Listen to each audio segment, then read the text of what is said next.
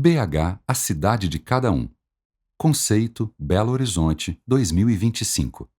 Santa Efigênia, Rosali Senra. Com quantas memórias se tece uma colcha? Escrever sobre Santa Efigênia é fazer uma colcha de retalhos, unindo memórias, histórias lidas e ouvidas, pesquisas e fragmentos de causos desde os primórdios de Belo Horizonte. Para mim, menina de Congonhas, Belo Horizonte é Santa Efigênia. A igreja, o quartel, os cinemas, os médicos. Comecei a juntar material, a visitar bibliotecas e arquivos, a atentar a tudo o que dizia respeito ao bairro. Voltei às ruas nas quais transitava quando lá morei. Conversei com moradores, com parentes, gravei entrevistas. Anotei muita coisa. Colecionei histórias, casos antigos sem pé nem cabeça e chegava mais. Uma citação aqui, outra ali, um caso novo passado na região. Não conseguia organizar meus pensamentos e me perdi em tanto material. A ideia ficou parada, aposentei-me. Mudei de cidade, fui morar na beira da praia. Meu material continuou desorganizado. Tempos depois, a coleção BH, a cidade de cada um, seguindo linda e nenhum volume sobre Santa Efigênia.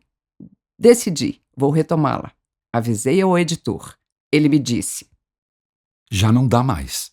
Já temos quem vai escrever sobre Santa Efigênia. Segui com os meus papéis e rascunhos até que, de muito longe, entre as mensagens de Natal, chegou o presente. Santa Efigênia volta para você. Santa Efigênia, o bairro do quartel. A cidade que se construía como uma nova capital de Minas Gerais se planejava republicana dentro da longa e ainda indefinida Avenida do Contorno. No dia 12 de dezembro de 1897, a capital mineira foi transferida de Ouro Preto para o arraial do Curral del Rei, que só passou a denominar-se Belo Horizonte em 1901. No bairro do Quartel se instalavam os militares vindos da antiga capital Ouro Preto. A classe média e muitos pobres foram se espalhando pela área, que deveria ser uma região agrícola. A Rua Niquelina, que já era um caminho que ligava a igreja de Boa Viagem a Sabará. Próximo ao córrego do Cardoso, alojou o primeiro e reduzido batalhão para proteger os construtores que chegavam.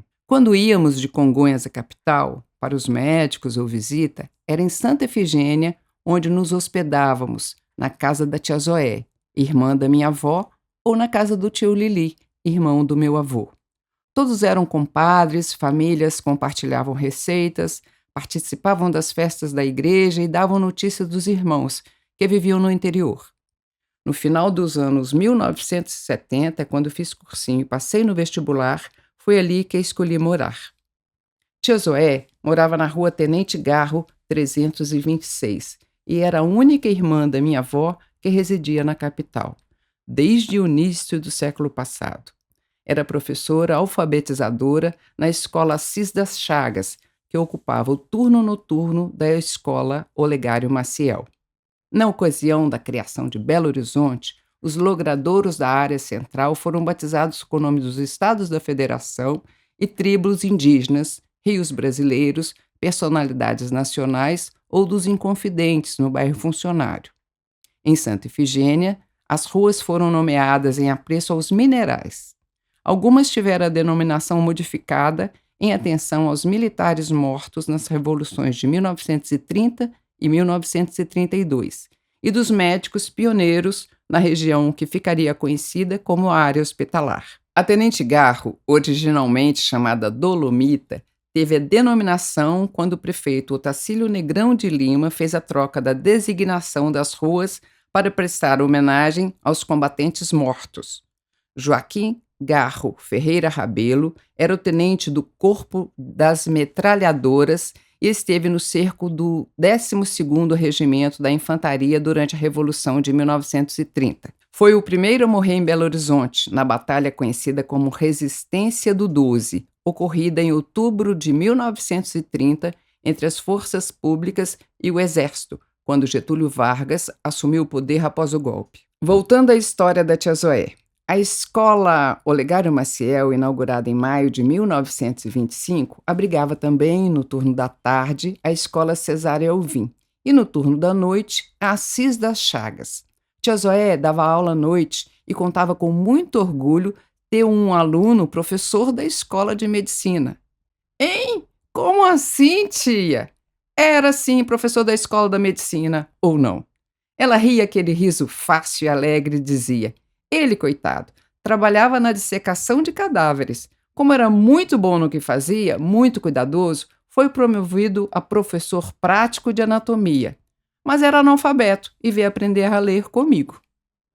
Tia Zoé também dava aula particular e era ótima contadora de piadas e de histórias de fantasma. Tio Tonho, o marido da tia Zoé, era engenheiro da companhia Força e Luz, antecessora da CEMIG, responsável pelo sistema de transportes da cidade, os bondes e os trólebus.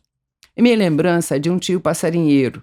Na época, já aposentado, era membro da Sociedade de Criadores de Pássaros e tinha muitos canários, curiós, pintacilgos, cardeais, bicudos, azulões, cantadores e premiados em vários concursos de canto.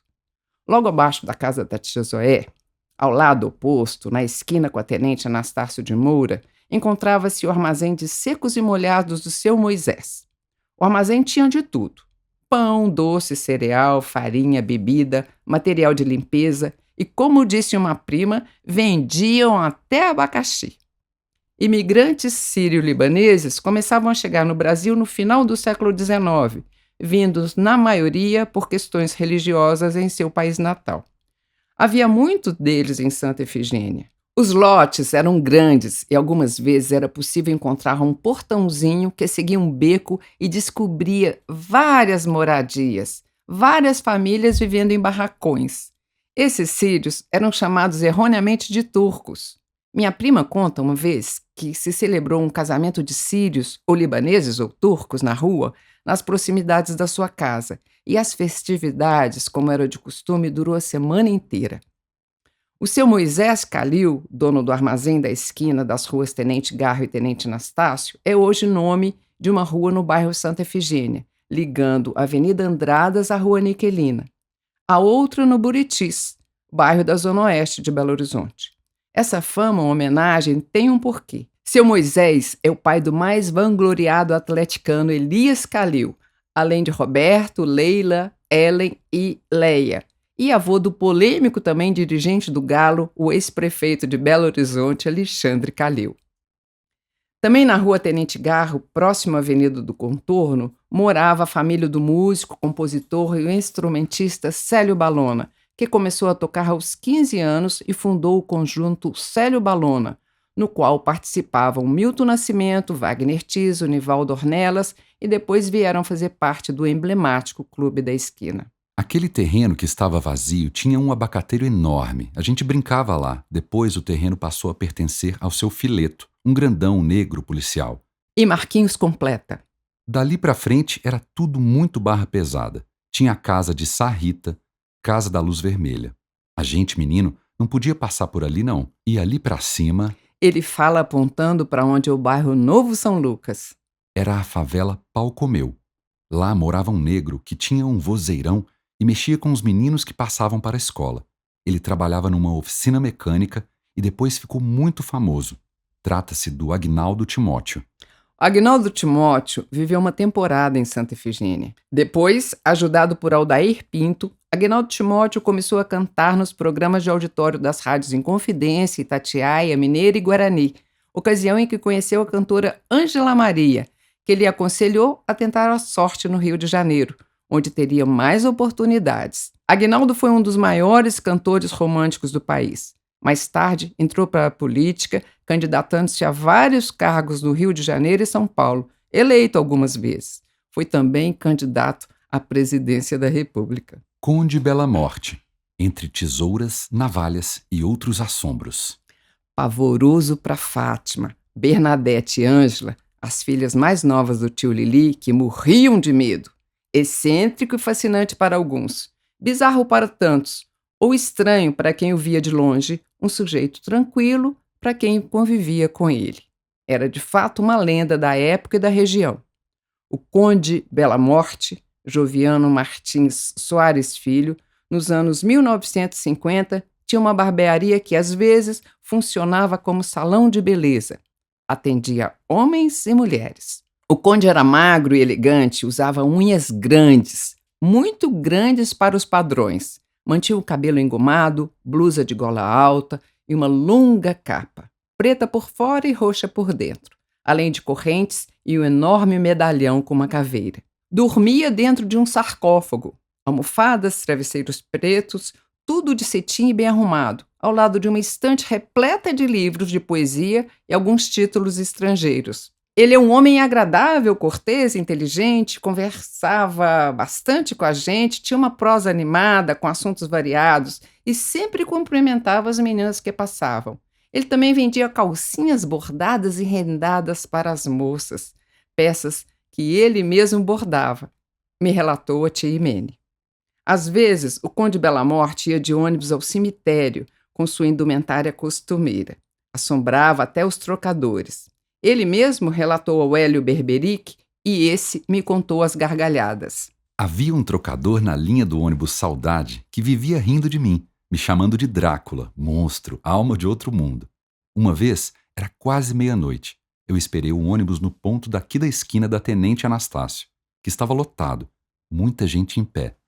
Entrei e fiquei lá atrás. O ônibus foi descendo e as pessoas saindo aos poucos, o ônibus esvaziando. Quando já estava chegando ao ponto final, na entrada do cemitério, só havia uns 2 ou 3 passageiros. Aí eu me levantei e dei sinal. O trocador me viu e ficou com tanto medo que foi se sentar lá perto do motorista. Nem cobrou minha passagem. Pesquisando, descobri mais sobre a sua existência. Joviano Martins Soares Filho passou a infância numa casa ao lado do cemitério dos ingleses, em Nova Lima. Era casado e pai de 7 filhos. Além de barbeiro, era alfaiate e fazia suas próprias vestimentas. Erudito, lia, entre outros, Edgar Allan Poe, Baudelaire, Lord Byron e poetas simbolistas como Cruz e Souza, Alfonso de Guimarães, Jorge de Lima e Augusto dos Anjos. Músico, poeta, tradutor, poliglota, lutador de artes marciais, praticava karatê, salto com vara, era dramaturgo, escrevia sobre a morte, sobre o amor erótico, sobre misticismo e filosofia. Autodidata, aprendeu vários idiomas: espanhol, inglês, alemão e italiano. Na Polícia Militar, o conde Belamorte chegou à patente de sargento e foi integrante da Orquestra Sinfônica e da banda, nas quais tocava trompete ou oboé, como me disse o Hélio Berberic. Como sempre gostou de música, estudou também violão e canto clássico. Joviano se mudou para Belo Horizonte com o intuito de servir a Juscelino Kubitschek, o então governador, e entrou para a carreira militar. Ali, além de estar próximo ao seu ídolo, ele podia exercer outras habilidades. Publicou 3 livros de poesia, hoje raros. Estreou com Rosa do Meu Altar, em 1955, dedicada ao ex-presidente JK, a quem considerava seu chefe, e no qual assinou Soares Filho.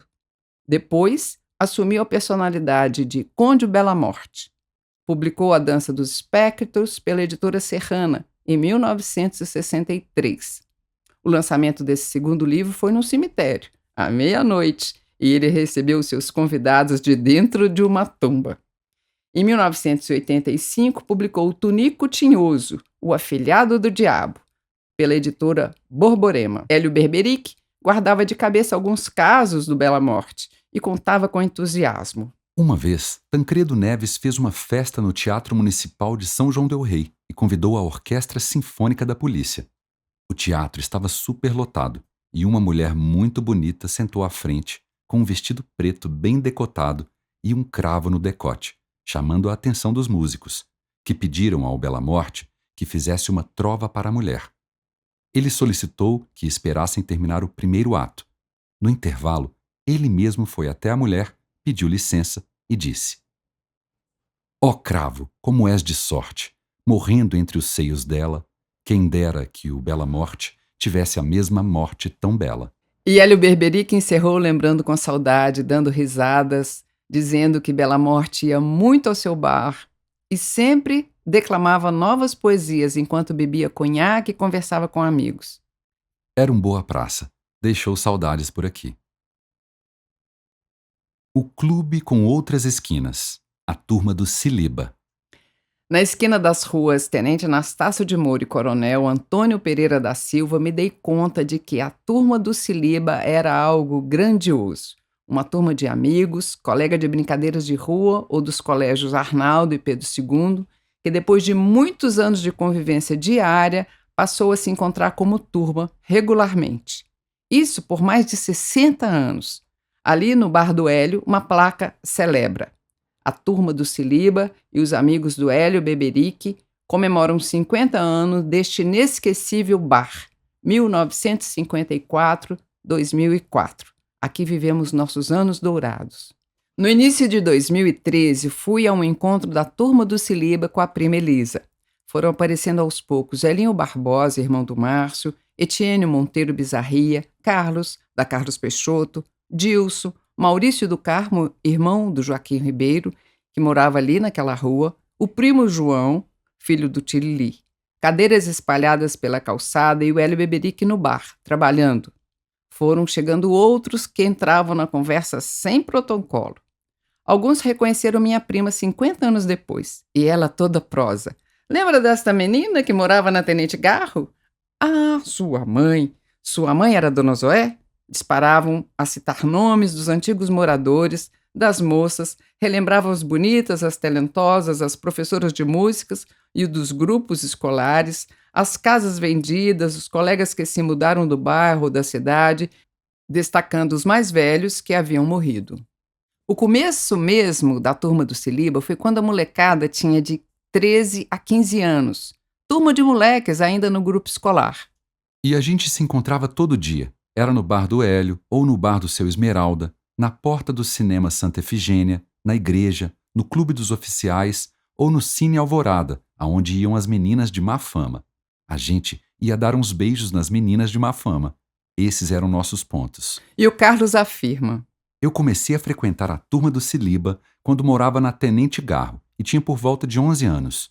Isso na década de 1960, quando estudava no Colégio Arnaldo. Eu era muito amigo do Marcinho, irmão do Hélio. Eu vinha aqui fazer trabalho, estudar, e dos estudos para o bar era um pulo. A gente se encontrava todo dia. O negócio daquela época era igreja, cinema e colégio. Aqui era o seguinte: tudo começava ou terminava no bar do Hélio, quando íamos para alguma festa que acontecia numa casa, ou para bailes, ou para as horas dançantes no Clube Itamaraty. Dávamos também uma esticada ao Clube dos Oficiais, onde os bailes eram com orquestra, tudo ao vivo, muito chique. E lamenta: Hoje é só som mecânico. Nós nos encontrávamos aqui. Depois das festas, a gente passava aqui para comer um sanduíche de salame do Hélio ou o pão molhado de madrugada. Vira e mexe, parava a polícia aqui. Eles colocavam todos de mãos na parede, faziam revista, às vezes levavam a turma em marcha para o quartel. Aqui a gente aprontava, sempre em turma. Uma vez o Coronel Décio apareceu numa das nossas reuniões falando que estavam todos bêbados, fazendo barulho. Então, ele colocou a turma em fila e levou para o quartel. Etienne completa: Recordo uma vez que a gente estava jogando futebol na pracinha do quartel e a polícia veio e prendeu todo mundo. Não podia bater bola na pracinha. A gente chamava o Coronel Décio de Sargento Tainha. Como espelho quebrado, todos tentam juntar os cacos. Linaldo fala: Foi assim que tudo teve início. A primeira turma começou com um time de futebol. O time era do pai do Mauri. Chamava Sírio-Libanês Futebol Clube. Daí que vem o termo Siliba.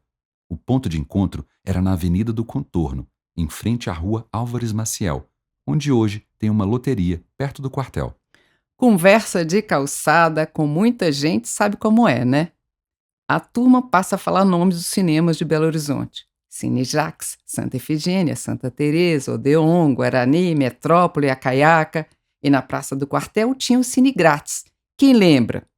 Ah, claro, eu lembro de assistir ao Festival Charlie Chaplin. Em relação ao Cine Grátis, a gente pegava a cadeira e ia pra praça. Eu lembro até do jingle e cantarolava. Bill Cream, o melhor caminho. Bill Cream, apenas um pouquinho. Bill Cream, você irá brilhar. Bill Cream é o melhor caminho para uma pequena conquistar. Era a época dos jingles, né? Ah, prossegue o outro. Ah, o cinema. Linaldo suspira fundo e fala saudoso. A gente ia na matinê no Cine Santa Efigênia, sessão das 2 da tarde. Quando apagavam as luzes, a gente já ia cada um pro seu lugar. Quem tinha namorada esperando, sentava logo ao lado dela. Começava o filme. Você colocava o braço na cadeira. O filme seguia com música, cenas românticas, você punha a mão no ombro da namorada. Seu coração palpitava. O filme rolava lento e você nem sabia o que estava na tela. O filme não interessava. A paquera na fila do cinema era o suprassumo da nossa vida, o delírio.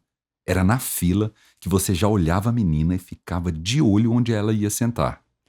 Eu perguntei sobre as festas da igreja e o Linaldo atesta a religiosidade do bairro. Antes, a sociedade era muito religiosa, todo mundo muito católico. Havia as aulas de catecismo que envolviam a meninada. A Semana Santa era um acontecimento, procissão todo dia. A gente recebia a formação em casa, na escola e na igreja. As meninas iam com os melhores vestidos, os rapazes também iam arrumados. Então você ia à missa porque lá você via todo mundo. E quando acabava a celebração, era aquele desfile em volta da igreja. A galera ficava ali. A turma atravessava para o cinema ou a gente ia para a padaria Santa Efigênia. À época, o nosso McDonald's. A padaria ficava logo em frente à igreja. Era mesmo um ponto de paquera, a missa das 11. E, no meio da conversa, surgiu um exemplar do jornal Siliba, que nos encheu de alegria. O Lulu explica. Em 1960, começamos a publicar o jornal. Nós íamos ao trabalho do Arthur Boca Frouxa numa repartição e lá tinha um mimeógrafo de gelatina. Fazíamos lá. A gente punha álcool e rodava. Eu grampeava, trazia pra cá e não durava meia hora. A periodicidade era irregular. E era vendido. Não era gratuito, não. Era o exemplar número 10 do ano 3, de 7 de dezembro de 1963. 5 páginas datilografadas e mimeografadas em papel sulfite, diagramada como o mais moderno da época. Os assuntos eram diversos. Tinha muita fofoca. Logo na primeira página, parabenizavam os formandos das escolas estaduais do bairro e aniversariantes do mês. Anunciavam festas e o lançamento do primeiro LP do grupo Vocalista das Alterosas. E um destaque: o enlace matrimonial de Jorge do Acordeon e a Nelinha, da Igreja Santa Efigênia, com convite aos leitores. O jornal trazia a coluna do leitor, com suas devidas respostas, e a seção Fatos sem Fotos, com notinhas variadas e fofocas recentes. Na página 5, coluna dos esportes assinada pelo Gastão, fala dos times e dos campeonatos do bairro. A última nota diz: aqui se despede o Siliba, prometendo voltar no próximo dia 23 com uma espetacular e estrondosa edição de Natal. Aguardem. O Siliba, redação na Avenida do Contorno 3479, edição número 10, ano 3, printed in Brazil. Tchau! Perguntei se a turma era somente de rapazes e me disseram: Sempre teve as amigas do Siliba. As meninas eram nossas amigas, várias viraram nossas esposas. A lei aqui era estudar. Quem não estudava era o chato. Ficamos uns 10, 15 anos sem encontrar. Até que eu bolei um encontro com a ajuda de alguns dos amigos. Em 2004, realizamos um grande encontro aqui. Colocamos a placa no Bar do Hélio. Fechamos a rua, sem autorização da polícia, da prefeitura, dos bombeiros, nada.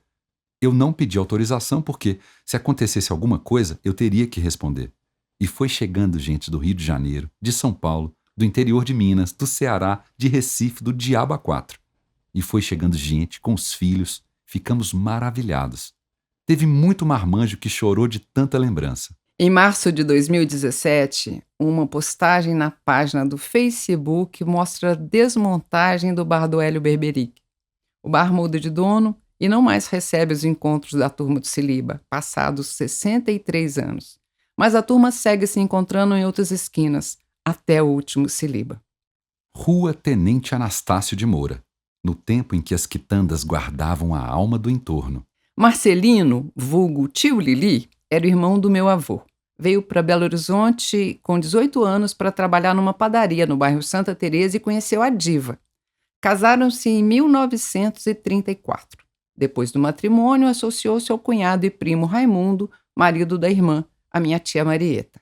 Logo que puderam, tia Lili e Diva compraram um terreno em Santa Efigênia e lá se estabeleceram, na esquina das ruas Leste com o Rio das Velhas. A partir do decreto de Otacílio Negrão de Lima, passaram a ser as ruas Major Barbosa e Tenente Anastácio de Moura.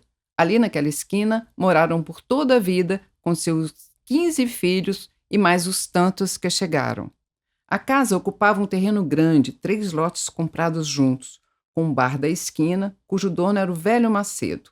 Logo abaixo, na rua Tenente Anastácio, havia a quitanda, que vendia frutas, legumes, verduras, cereais, alguma conserva, fósforos, lamparinas, material de limpeza, doces, balas, chocolates e até sorvete. Também era possível encontrar querosene e criolina.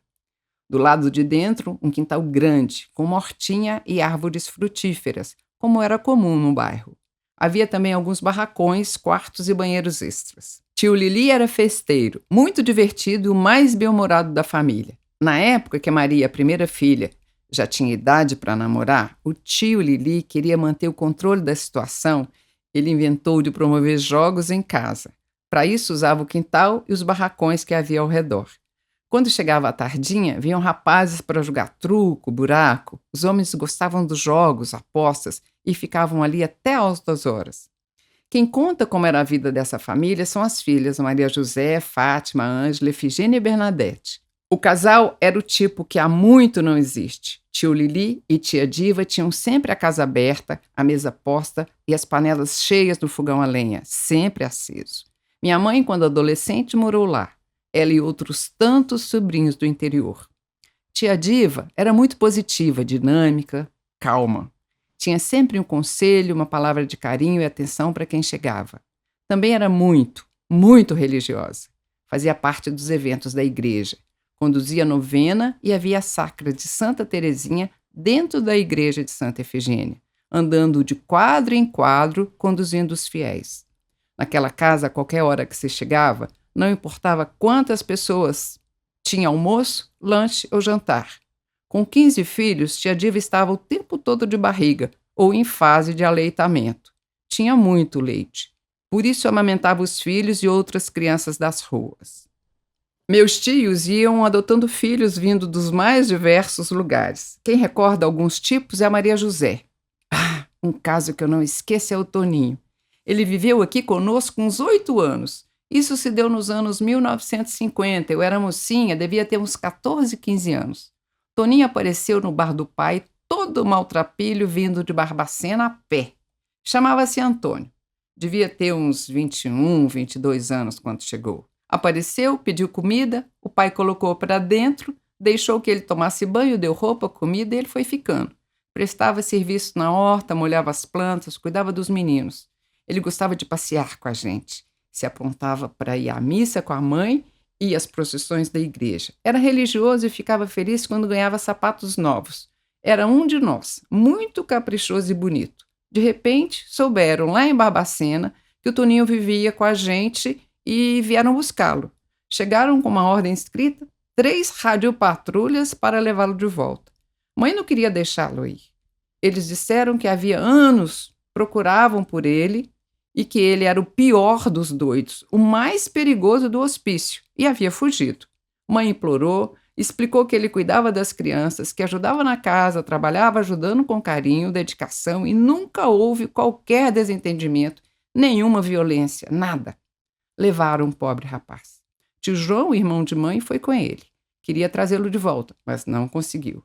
Depois voltou a Barbacena com a intenção de buscá-lo. De novo, não permitiram. Da 3ª vez, tio João já não encontrou.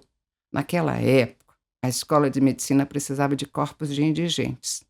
A gente acha que deram para ele o chá da meia-noite. Não temos a menor ideia de que fim o Toninho levou. Dona Elza de Moura, 108 anos de muita lucidez. Logo abaixo da quitanda do tio Lili, em frente à sede administrativa da União dos Militares de Minas Gerais, está a casa da Dona Elza de Moura, uma das figuras mais importantes da educação desse país e uma das mulheres mais atuantes na segunda metade do século XX. Foi, sem dúvida, a moradora mais antiga do bairro, com seus 108 anos de muita lucidez, parando o tempo no seu exercício diário de relembrar as muitas memórias e os casos dos primeiros tempos de Belo Horizonte e a formação do bairro Santa Efigênia.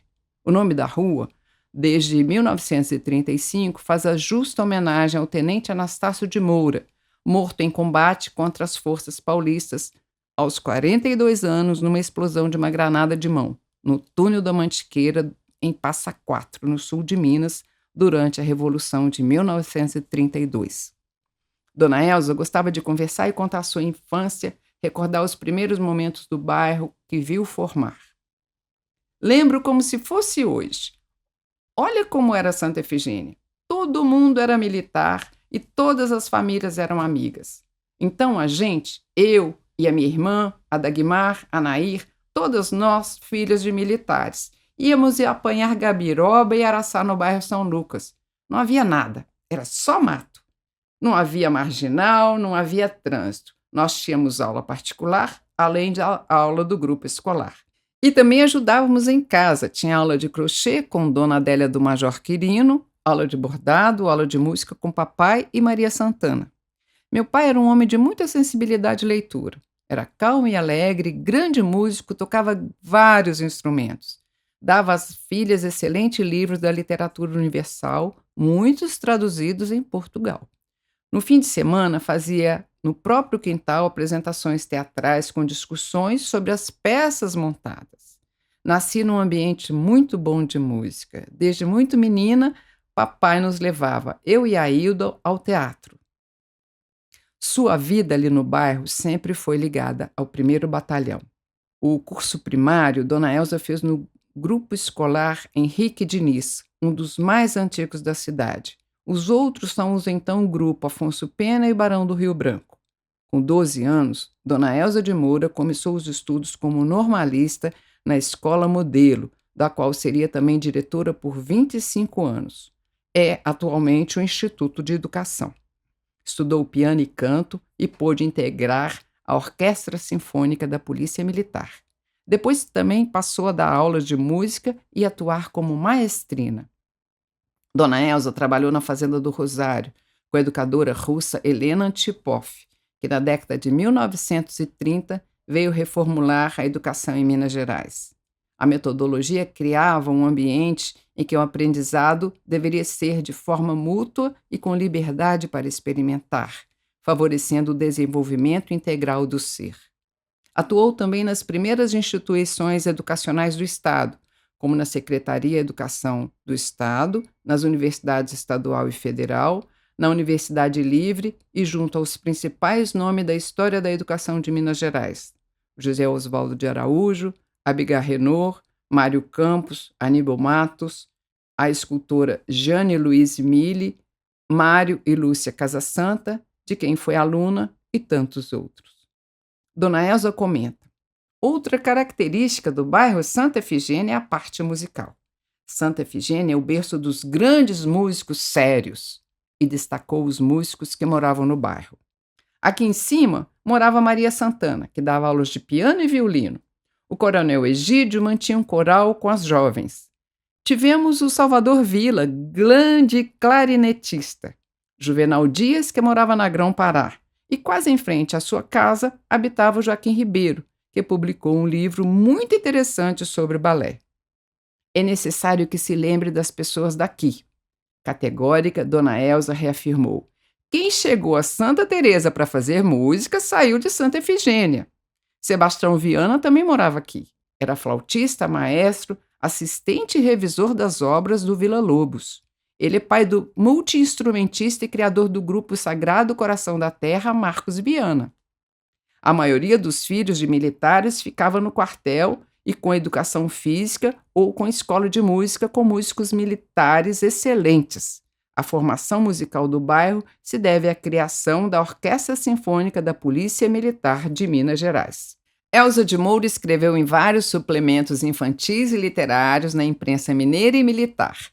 Publicou livros paradidáticos, entre eles Lili e Paulinho Estudam Ciências Naturais, da Editora do Brasil.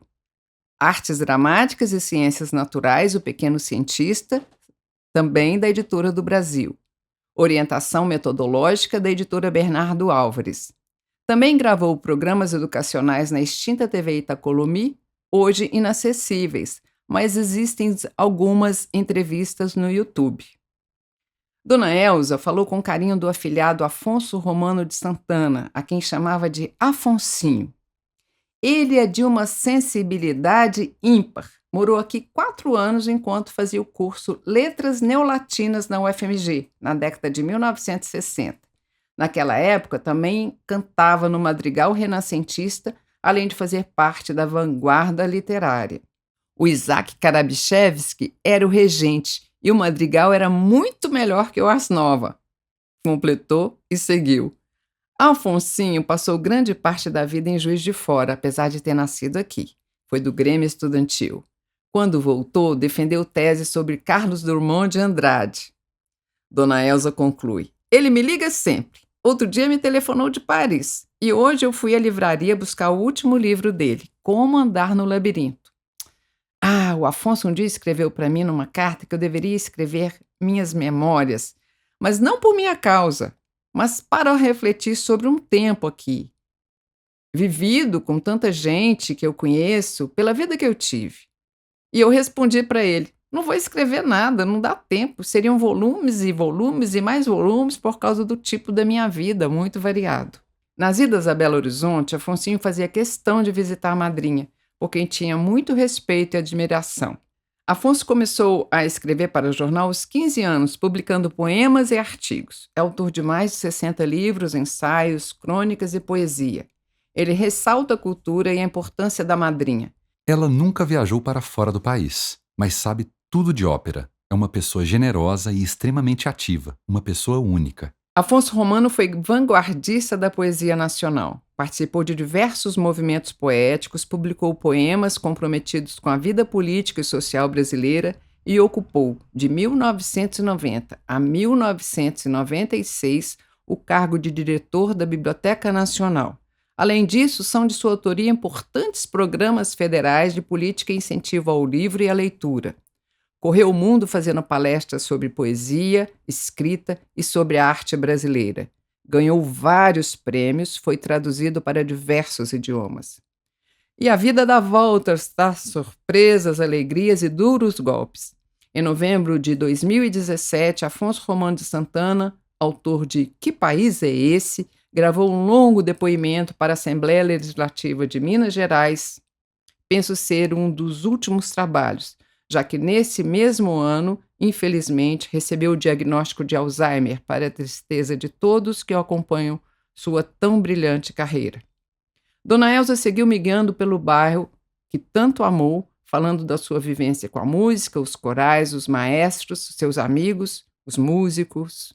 Egídio Benício de Abreu, entre graves e falsetes. Quando morava na casa do tio Lili, lá pelo final dos anos 1940, minha mãe, acompanhada da Maria José, começou a fazer parte do coral da igreja de Santa Efigênia, cujo regente era o coronel Egídio Benício de Abreu. O coronel Egídio era enérgico, porém muito espirituoso. Gostava de reger e ensinar. Tinha um jeito especial de escolher as músicas a serem ensaiadas. Algumas eram músicas tradicionais de corais.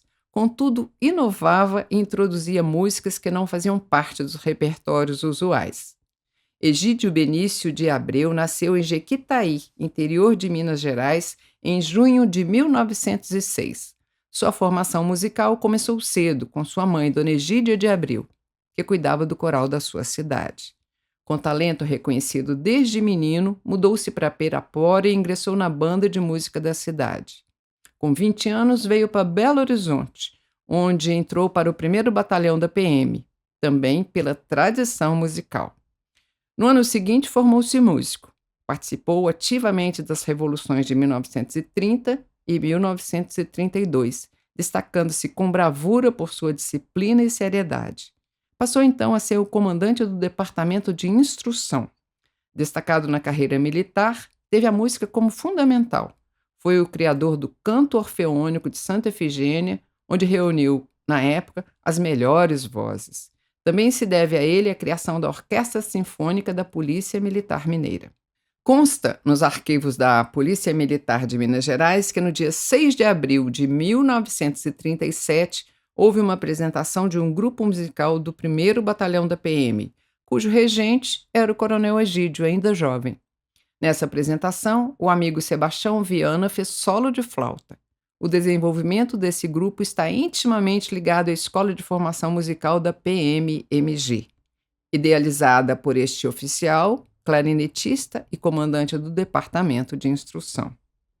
A Orquestra Sinfônica da PM foi um marco para as futuras gerações de músicos do Estado e abasteceu a orquestra de todo o país com iniciativas pioneiras de ensino coletivo e inserção social por meio da música. O coronel Jequitaí, como era conhecido, era dinâmico, vanguardista e inovador na arte de ensinar música. Casado com Lucina Ermengarda, teve 2 filhos, cujos nomes homenageiam músicos clássicos. Ricardo Wagner Bernício de Abreu, violonista conhecido no meio musical brasileiro, que integrou a Orquestra Sinfônica do Teatro Municipal do Rio de Janeiro e a Orquestra Sinfônica da Bahia, e Luiz van Beethoven, também violonista, ambos estudantes da Escola de Formação Musical criada pelo pai. O notável Jequitaí é hoje homenageado com uma rua no bairro Santa Efigênia, erroneamente definida como sendo o bairro Paraíso, e também com uma escola estadual na cidade de Bom Despacho, inaugurado em 1965. Sebastião Viana, por entre as orquestras dos quintais. Sebastião Viana começou os estudos musicais aos 10 anos tocando flauta. Ele e os irmãos José e Walter estudavam violino, violoncelo e trombone na terra natal, onde tiveram boa formação musical. Para continuar os estudos nesta arte e por falta de condições financeiras, mudaram para Belo Horizonte, entraram para a Polícia Militar e foram direto para a banda da PM, cujo maestro era o Coronel Egídio Benício de Abreu. Sebastião seguiu com estudos na música e flauta. Por destaque, foi promovido de músico a contramestre na banda do 1º Batalhão. Dona Elza de Moura relembrou: "Fui amiga do Dico desde 1933, quando chegou a Santa Efigênia, vindo de Visconde do Rio Branco aos 17 anos. E morava bem aqui, em frente", falou apontando. "Tivemos uma amizade de mais de 60 anos. Eu era amiga dos Viana, dos irmãos, também músicos, da mulher dele, da família toda. Em 1935, Dico, como eu o chamava, tornou-se contramestre da banda do 1º Batalhão. Vou te contar uma coisa", ela me disse.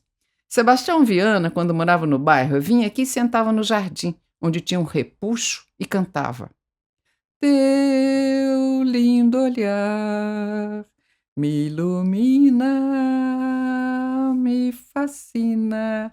Toda Santa Efigênia cantarolava Teu lindo olhar nas serenatas. Aqui, em uma época, tinha muita serenata. Grupos de moças saíam cantando e essa música todos sabiam. A tese de Fernando Pacífico Homem, doutor em música pela Universidade Federal da Bahia, de 2013, defendida em Salvador, intitulada As influências do maestro Sebastião Viana no cenário musical erudito de Belo Horizonte, além de traçar toda a trajetória de Sebastião Viana como músico, regente, administrador e pedagogo em Belo Horizonte, reconstrói a trajetória do mestre nas diversas áreas e gerações musicais ao longo do tempo.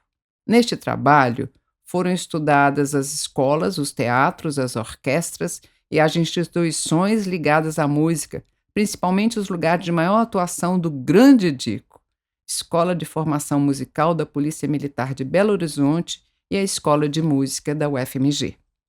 Na década de 1940, Sebastião Viana foi transferido para Juiz de Fora e também viveu no Rio de Janeiro. Ali tocava diversos instrumentos, flautas, acordeão, piano, e ainda regia e arranjava. Estudando no Conservatório Nacional de Canto Orfeônico, onde se graduou, conviveu com o maestro Heitor Villa-Lobos, que lhe ofereceu o posto de assistente e também revisor de suas obras, função que ocupou durante muitos anos. De volta a Belo Horizonte, foi convidado pelo coronel Egídio Benício de Abreu a assumir definitivamente a administração e a regência da Orquestra Sinfônica da Polícia Militar a partir de 1949. Como diretor da Escola de Música da UFMG, Viana reorganizou o ensino da música, introduziu e incentivou o ensino de instrumentos de orquestra e reestruturou a orquestra acadêmica. Em 1997, ano de centenário de Belo Horizonte, Sebastião Viana, então com 81 anos, foi convidado pela Secretaria de Estado da Cultura de Minas Gerais a reger um conjunto formado por cerca de 100 bandas de músicas vindas de todas as regiões do estado. Inspirado nas grandes concentrações vocais, realizada por Vila Lobos na década de 1940, fez, nesta oportunidade, sua última atuação como regente de banda. Casado com Rosa Nautarelli, teve 3 filhos que brilharam em carreiras musicais. Marcos Viana, compositor, violonista e produtor musical independente, com um grande número de CDs lançados.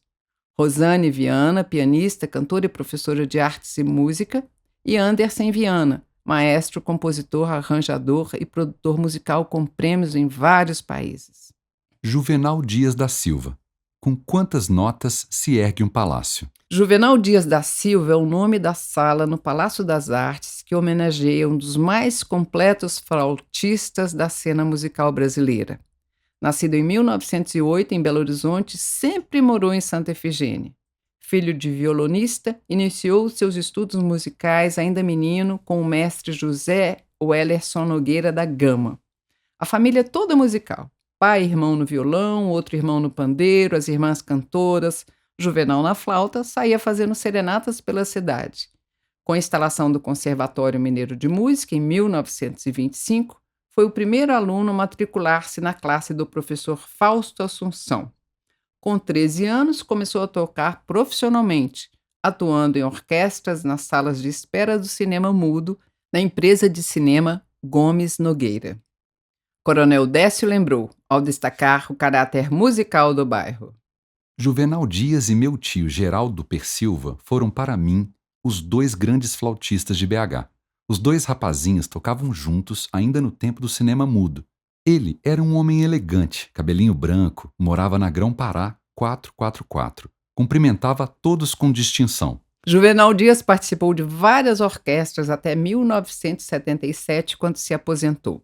Atuou na Orquestra Sinfônica de Minas Gerais, na Orquestra Sinfônica da UFMG, na Orquestra do Palácio das Artes, no Cassino da Pampulha, na Sociedade Coral de Belo Horizonte e na Era de Ouro do Rádio, entre os anos 1930 e 1950, nas rádios que tinham suas orquestras. A Rádio Inconfidência, da qual dirigiu o Conjunto Regional, além de atuar em outras orquestras sinfônicas, melódicas, de dança e na orquestra de salão, sempre no horário noturno. Participou também de várias orquestras das rádios Guarani e Mineira, recebendo muitas condecorações, medalhas e homenagens por sua dedicação permanente à música. Paralelamente à sua atividade artística, era funcionário do Departamento Estadual de Estatística de Minas Gerais, onde trabalhou por 41 anos. Joaquim Ribeiro do Carmo. O balé estático das esculturas. Na rua Tenente Anastácio de Moura, logo abaixo a casa da dona Elza de Moura, morava com a família o coreógrafo, compositor, bailarino e músico Joaquim Ribeiro do Carmo, um grande amigo da minha mãe desde a adolescência. Joaquim Ribeiro escolheu morar em Santa Efigênia por saber da vocação musical do bairro, assim como Conde Bela Morte. O jovem estudante de piano foi a um festival de balé e se apaixonou pela dança. Com bolsa da Fundação Universidade Mineira de Artes, FUMA, matriculou-se na Escola de Arte de Minas Gerais, fundada pelo grande mestre Carlos Leite, pioneiro no balé clássico das Minas Gerais. De aluno, logo se tornou professor.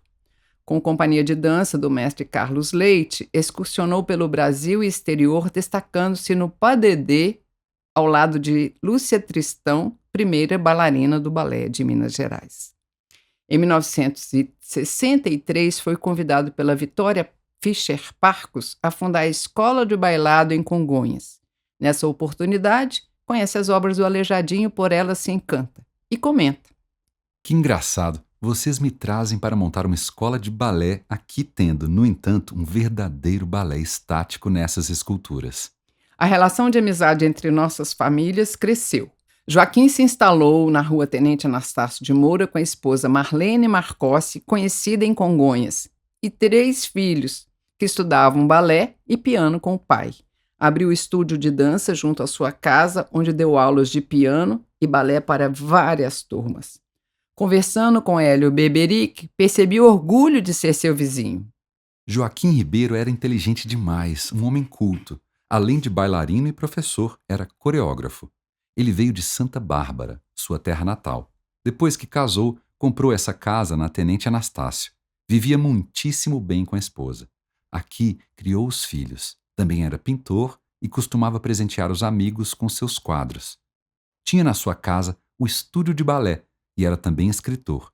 Escreveu o livro O Aleijadinho e a Dança Estática, onde compara as posições das esculturas de Aleijadinho, lá de Congonhas, com os passos do balé clássico, uma coisa inédita. Em 1971, Joaquim Ribeiro gravou pela Bemol o LP Música para Balé, com 12 composições para exercícios de barra e centro, e coreografou espetáculos da Fundação de Educação Artística, na Fundação Mineira de Arte e na Escola de Danças da Fundação Palácio das Artes, no Departamento de Dança do Teatro Universitário da UFMG.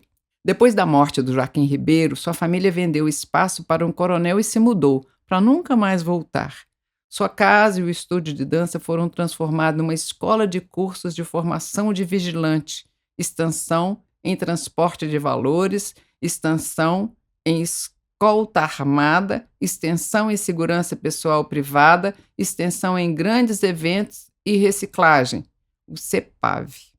Rua Coronel Antônio Pereira da Silva, O Bar do Hélio e outras prosas. O coronel Antônio Pereira da Silva foi um dos mais respeitados comandantes da Polícia Militar. Chegou de Ouro Preto ainda criança com o pai, o militar João Pereira e a família, na primeira leva de militares que vieram para proteger a cidade quando da transferência da capital de Ouro Preto. Sempre morou na antiga Rua Blenda. Quando se casou, aos 20 anos, já sargento da Polícia Militar. Comprou do corretor Zé dos Lotes o terreno ao lado do pai. A rua era um beco estreito de pouco mais de 200 metros, que ligava a rua Rio das Velhas à rua Niquelina. Os lotes eram grandes, de aproximadamente 1.000 metros quadrados. Ali construíram casas espaçosas, com varanda e trepadeiras de jasmim, damas da noite, flores coloridas. Havia jardim e quintal com árvores frutíferas. Em alguns, galinheiros, patos e pombal. Normalmente havia fogão a lenha nas cozinhas e nas hortas plantavam legumes e verduras. As cercas que dividiam os terrenos às vezes eram feitas apenas com trepadeira de Ora Pronobis ou São Caetano. A meninada crescia junto e se divertia, passando de quintal em quintal.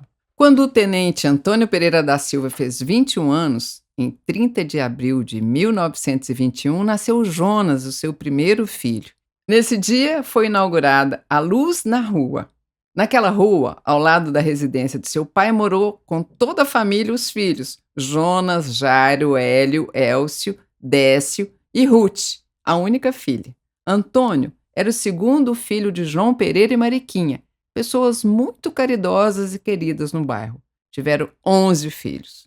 Mariquinha era semi-analfabeta, tremendamente católica, ajudava a todos. João Pereira era protestante e Mariquinha católica, mas ajudou o marido a construir a igreja metodista que existe na Praça Floriano Peixoto.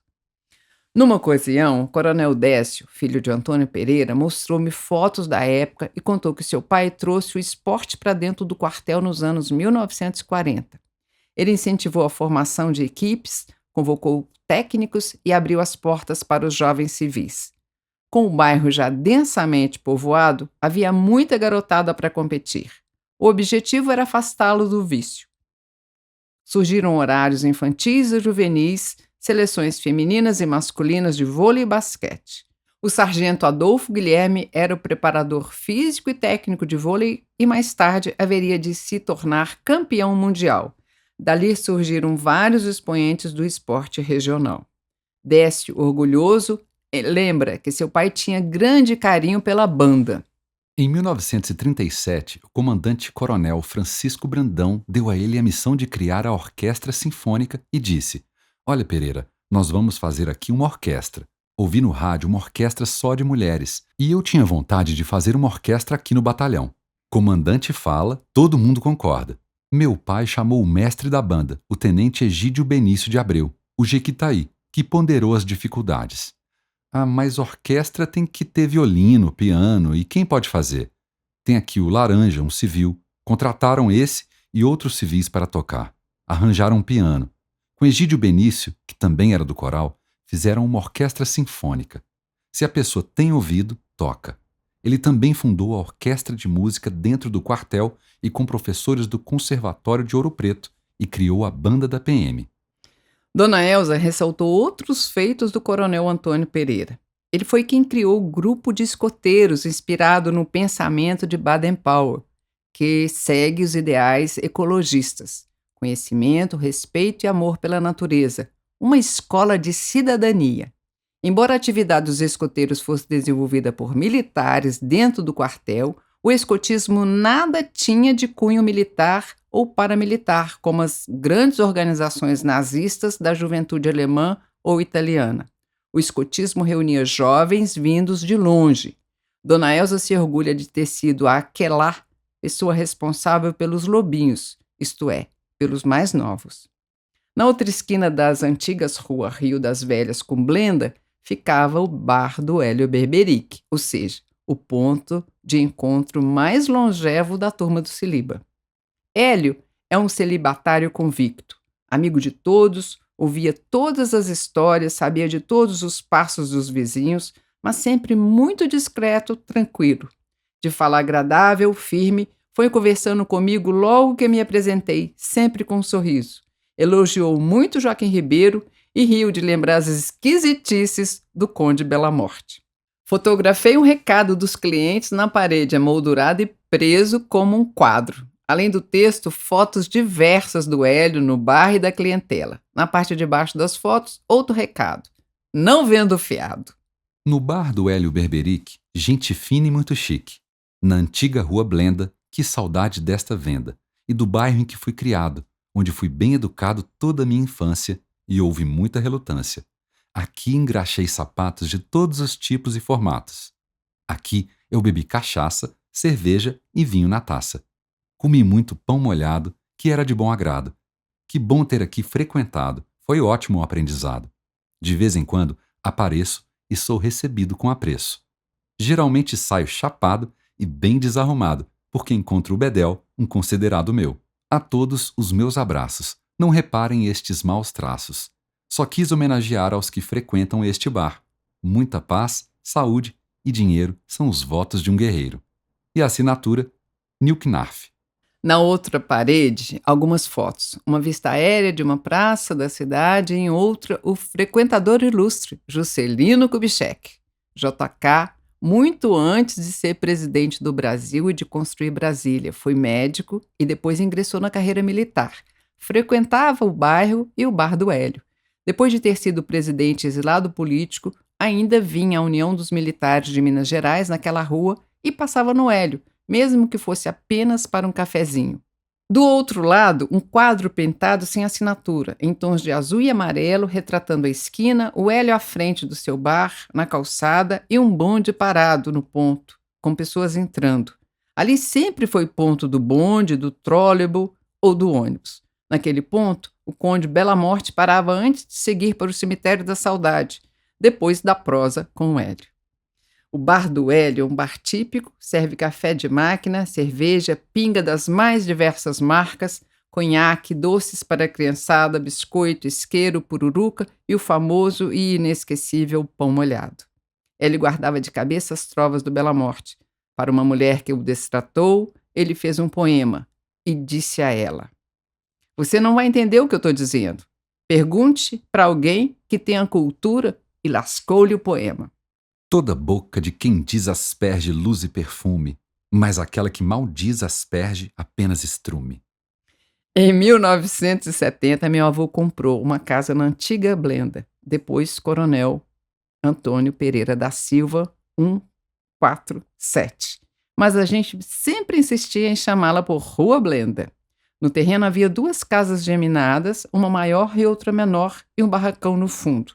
A casa maior seria reservada aos meus avós. A menor e o barracão foram alugados e serviu de república a sobrinhos, amigos, parentes que vinham fazer cursinho ou iniciar faculdade. Muitas histórias do tempo vivido ali. Depois de 1986, quando morreu meu avô, meus tios resolveram vender a casa. Recolhemos móveis e utensílios, vendeu-se coisas, esvaziou-se a casa. Herdei um tabuleiro de alumínio em que faço broas de fubá com a tradicional receita da Dinhalete, irmã da minha avó. Nessa época, eu já havia me mudado para o centro da cidade. Destruíram a casa e no local construíram um galpão com muros altos. Rua Maestro Delê de Andrade, uma fresta para a moral e os bons costumes.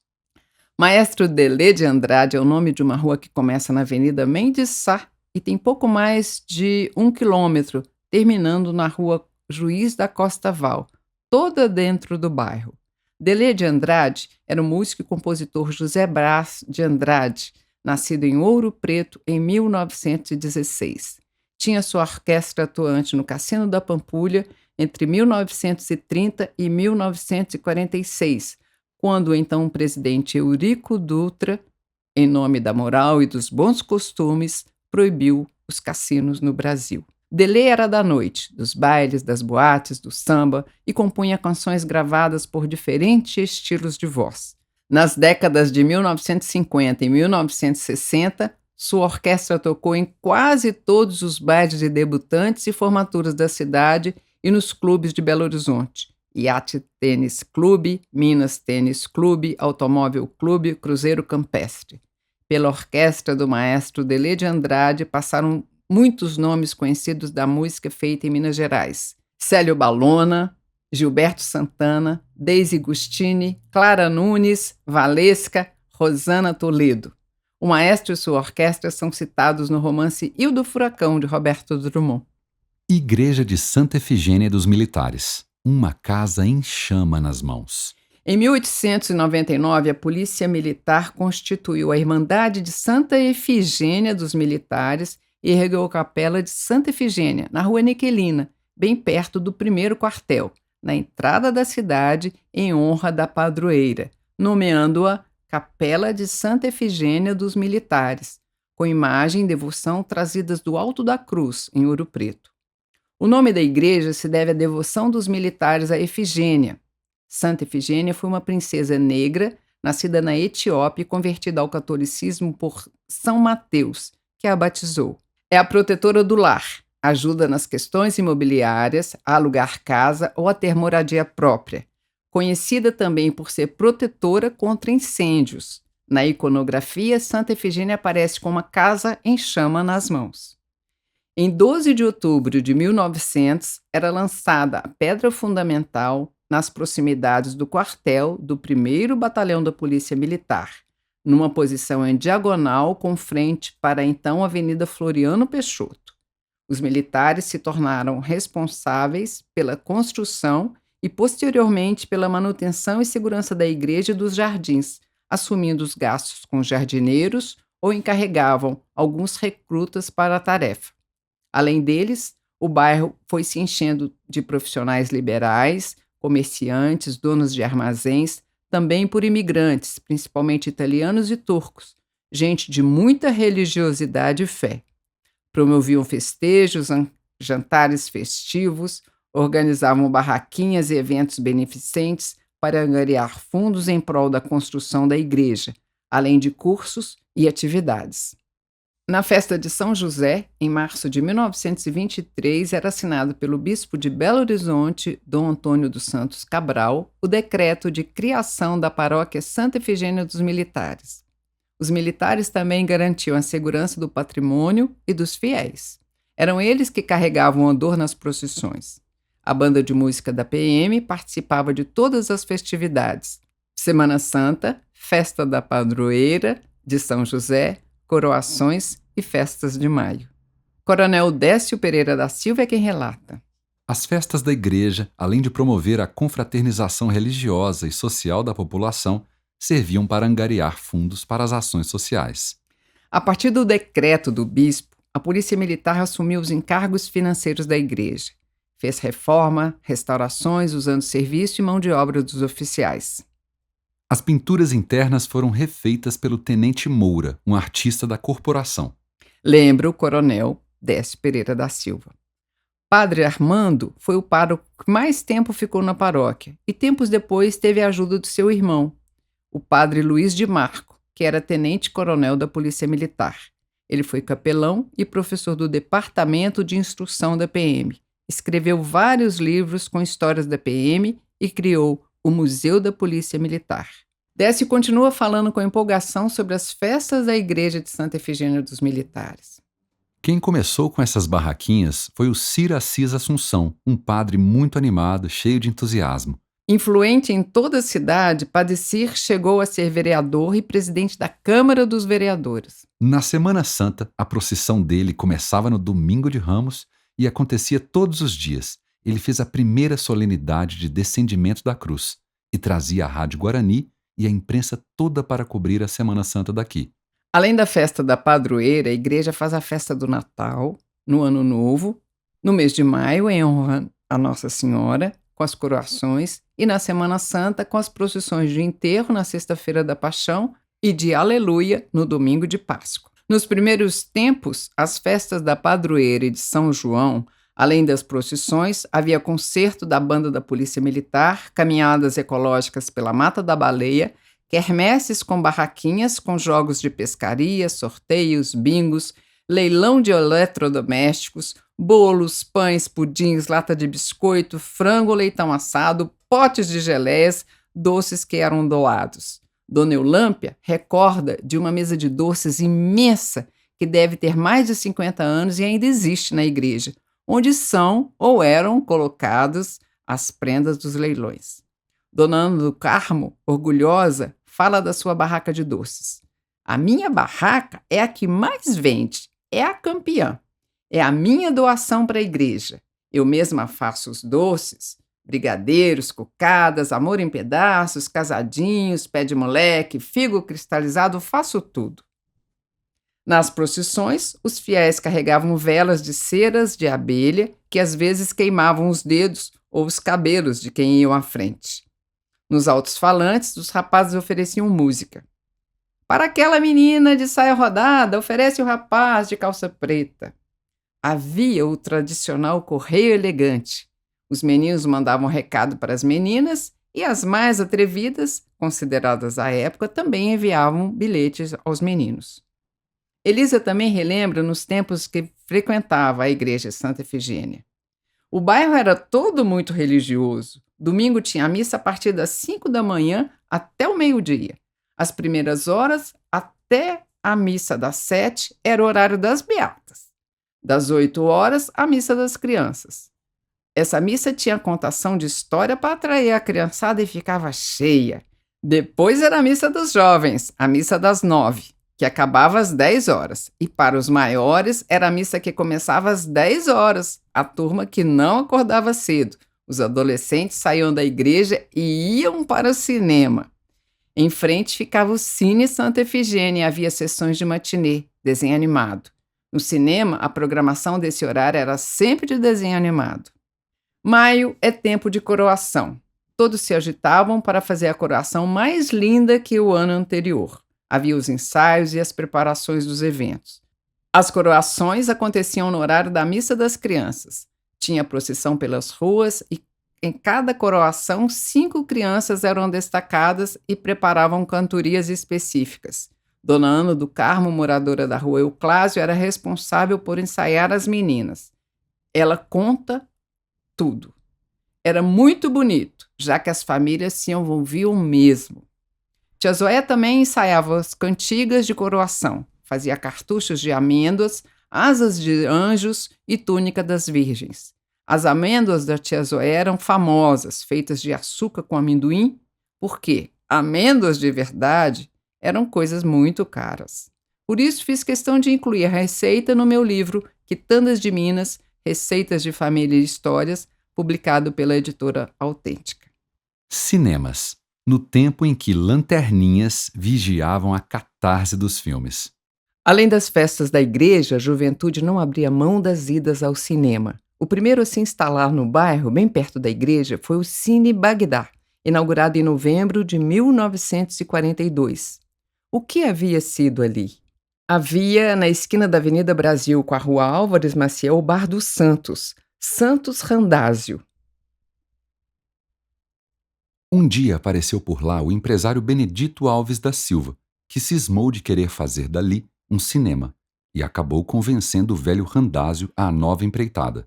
O negócio foi tão lucrativo que outros cinemas foram abertos por Benedito Alves da Silva. O São José, o São Luís, o Candelária, o São Carlos, o Amazonas e outros tantos. Quando fechou o Cine Bagdá, o empresário comprou um terreno bem ao lado, na Avenida Álvares Maciel, e abriu um cinema maior, o Santa Efigênia, inaugurado em 1945. Coronel Décio, que morou bem ao lado na Álvares Maciel, comentou: Na programação, o forte eram os seriados. Isso criava fidelização ao cinema, né? E a gente ficava doido para chegar o horário para ir para a fila, ficar lá e aproveitar para namorar as meninas. o Cine Santa Efigênia, com capacidade para 980 lugares, foi fechado em fevereiro de 1981, ficando o local ocioso por muito tempo. Em 1997, o espaço foi retomado pelo Lapa Multishow. A casa preservou as características históricas e arquitetônicas do local. Foi um marco para a música feita em Belo Horizonte, que trouxe músicos de vanguarda, novatos de fora que dialogavam com os locais. Rock, reggae, heavy metal, samba rock, samba de raiz, forró de vários naipes, MPB, clássicos, instrumental e independentes estiveram entre as atrações da programação do Lapa Multishow.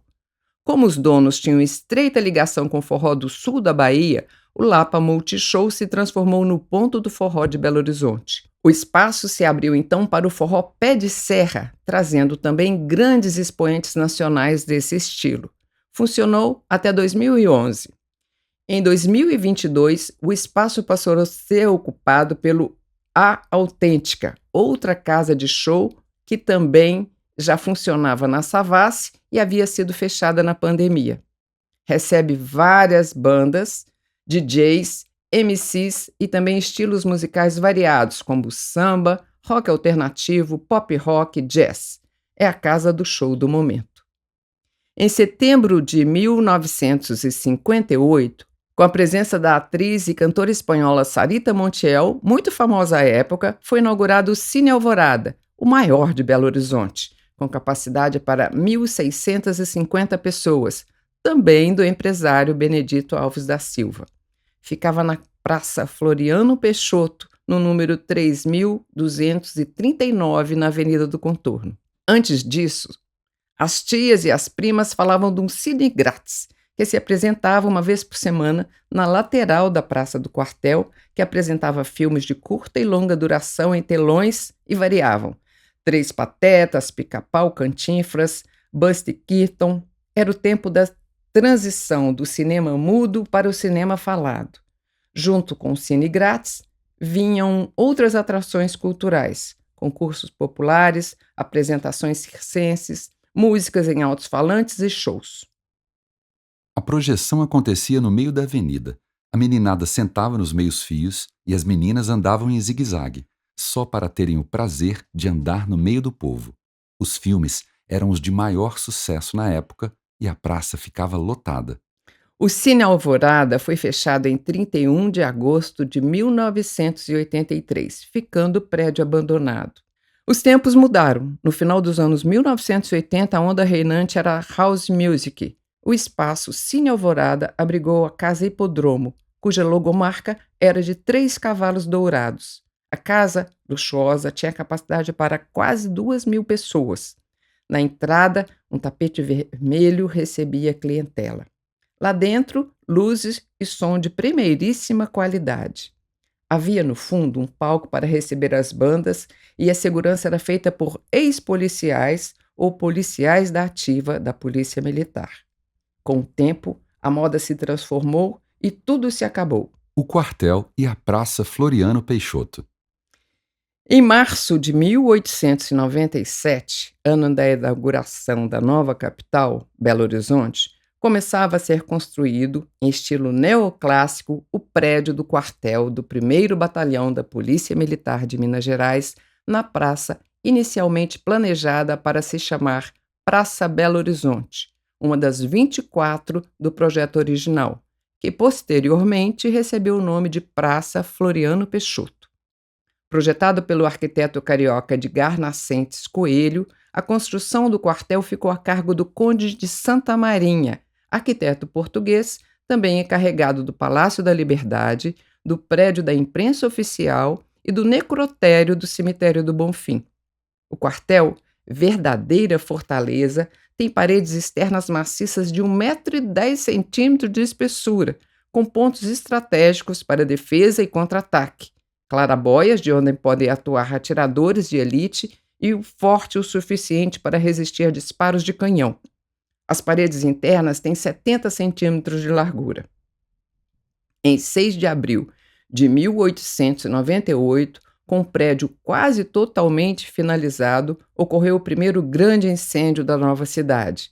Apesar dos esforços, o fogo consumiu todo o madeiramento da construção, atrasando em mais de um ano sua inauguração, realizada festivamente em 12 de maio de 1899.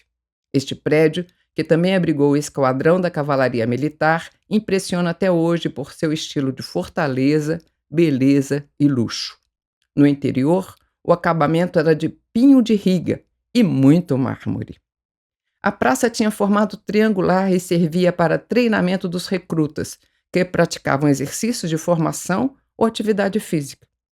Em dezembro de 1929, o prefeito Alcides Lins mudou o nome para Floriano Peixoto, em homenagem ao 2º presidente do Brasil.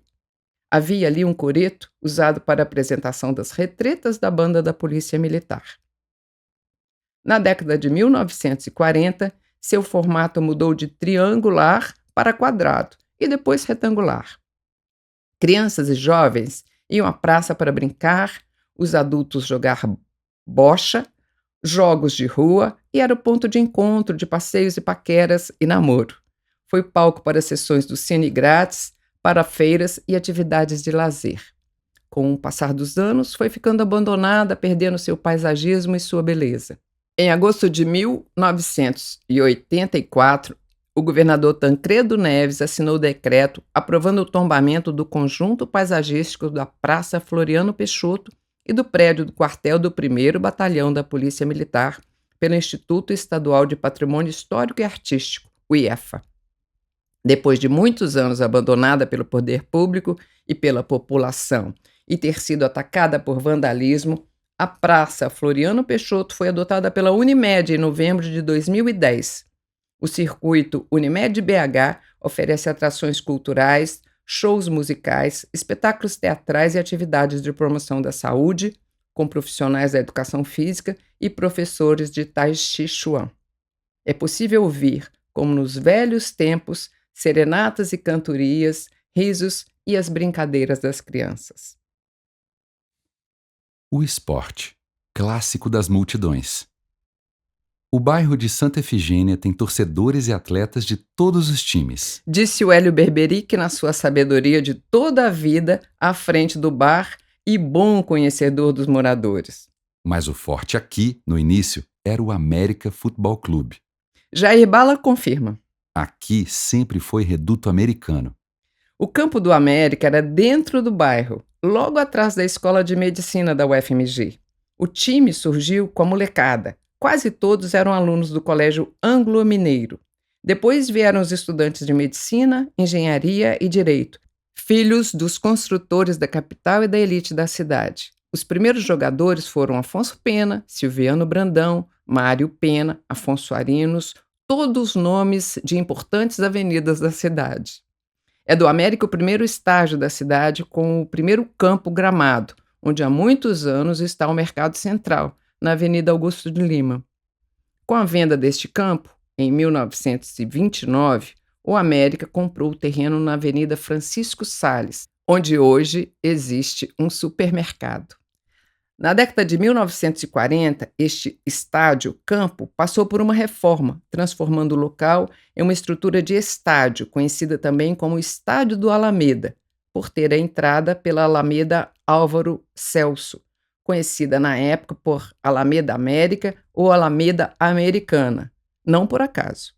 O nome da Alameda mudou e homenageia o radialista Álvaro Celso Trindade, o popular Badaró, advogado e vereador entre os anos de 1947 e 1948, locutor esportivo da Rádio Guarani e grande torcedor do América.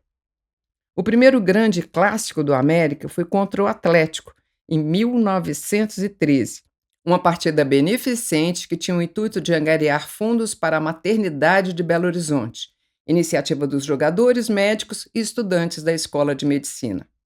A partir daí, América e Atlético se tornaram os maiores rivais. Com seus embates, passaram a chamar Clássico das Multidões, dividindo as torcidas, não só as do bairro, como de toda Belo Horizonte e Minas Gerais. No período de 1916 a 1925, o América venceu 10 campeonatos consecutivos, sagrando-se decacampeão mineiro.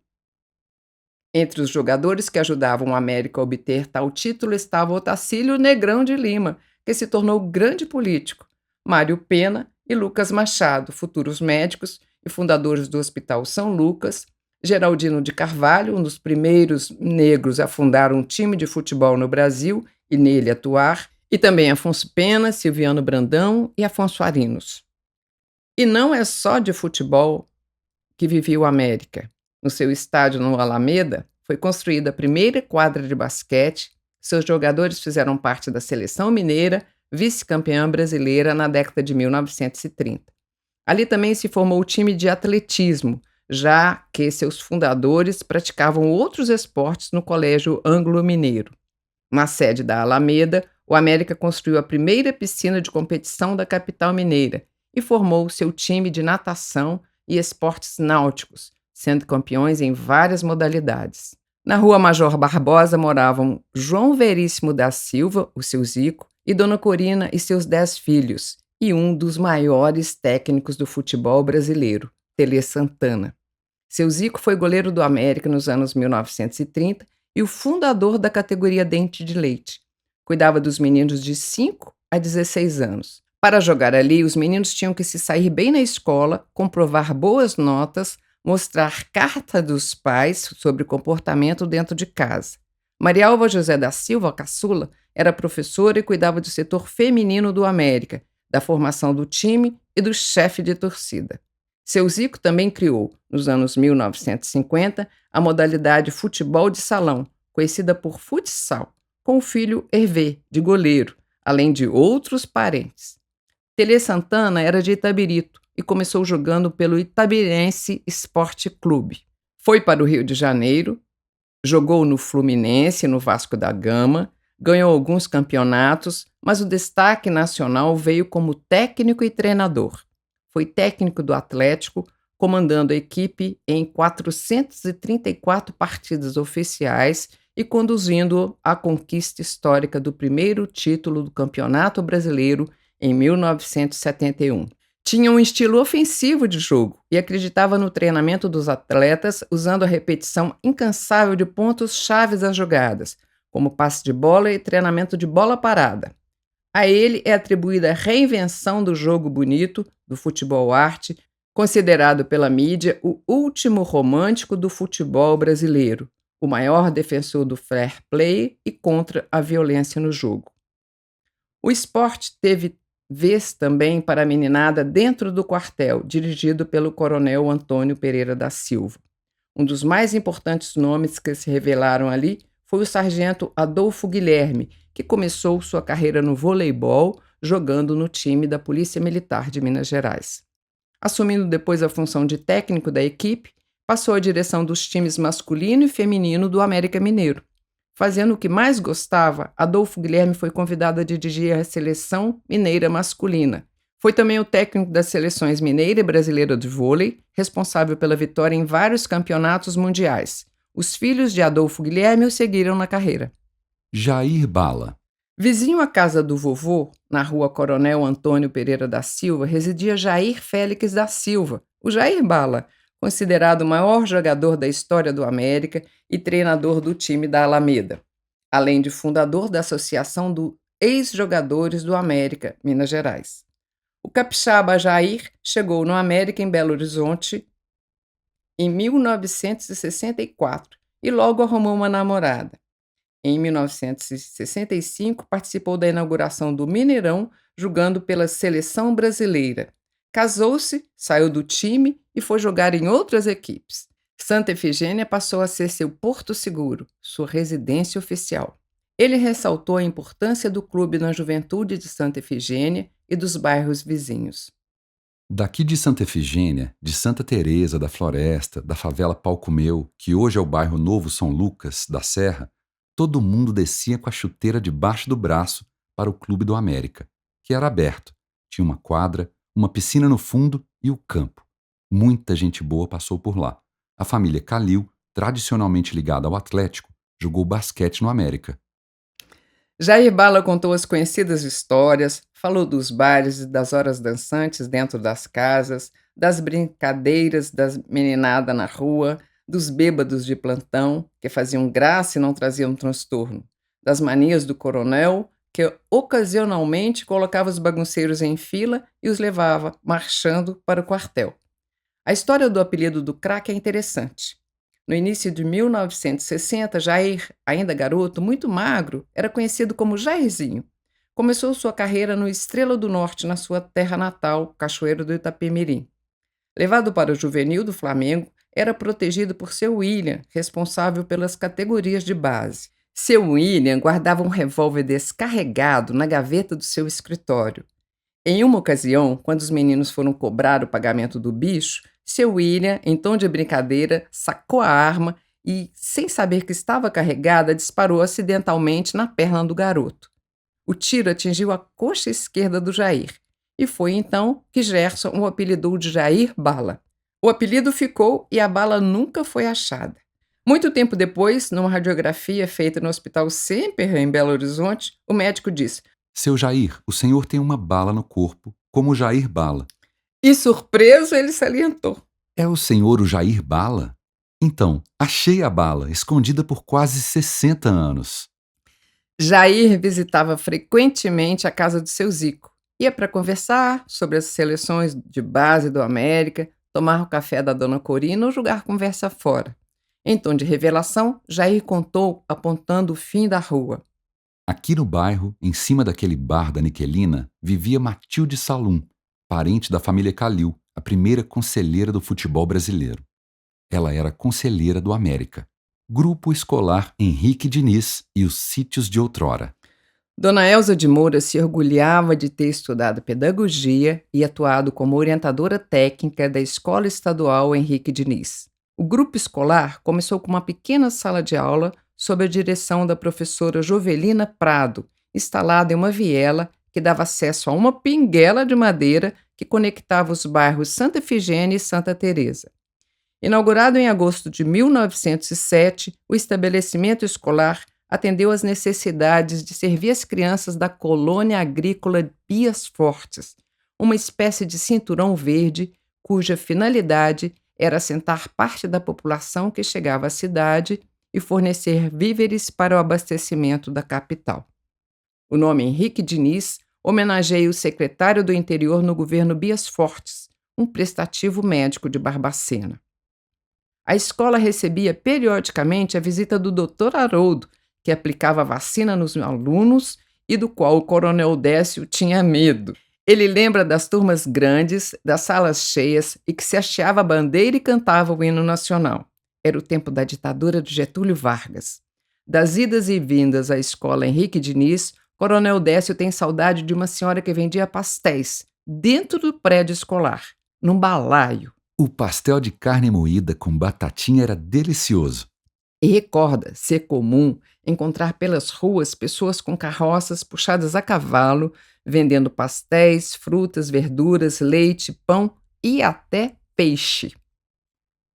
Grupo Escolar Pedro II, entre o barroco, o rococó e a cirurgia plástica. A Escola Estadual Pedro II foi construída numa área triangular, desmembrada do Parque Municipal para ser uma praça, entre as ruas Padre Rolim, Rio Grande do Norte e Avenida Mantiqueira, depois Avenida Alfredo Balena. Projetada pelo arquiteto Carlos Santos na década de 1920, o prédio tem portada em pedra-sabão, frontões típicos das igrejas da arquitetura colonial mineira e sinalizava uma retomada do crescimento econômico depois da depressão pós-Primeira Guerra Mundial. Foi inaugurado em setembro de 1926. A escola, antes grupo escolar, funcionou inicialmente com 8 classes, transferidas do Henrique Diniz. Atualmente, a Escola Estadual Pedro II oferece ensinos fundamental e médio para mais de 1.000 alunos. Com quase 100 anos, gerações inteiras passaram pela Pedro II. As lembranças são difusas, mas um fato interessante é a presença do menino Ivo Pitangui entre essa garotada.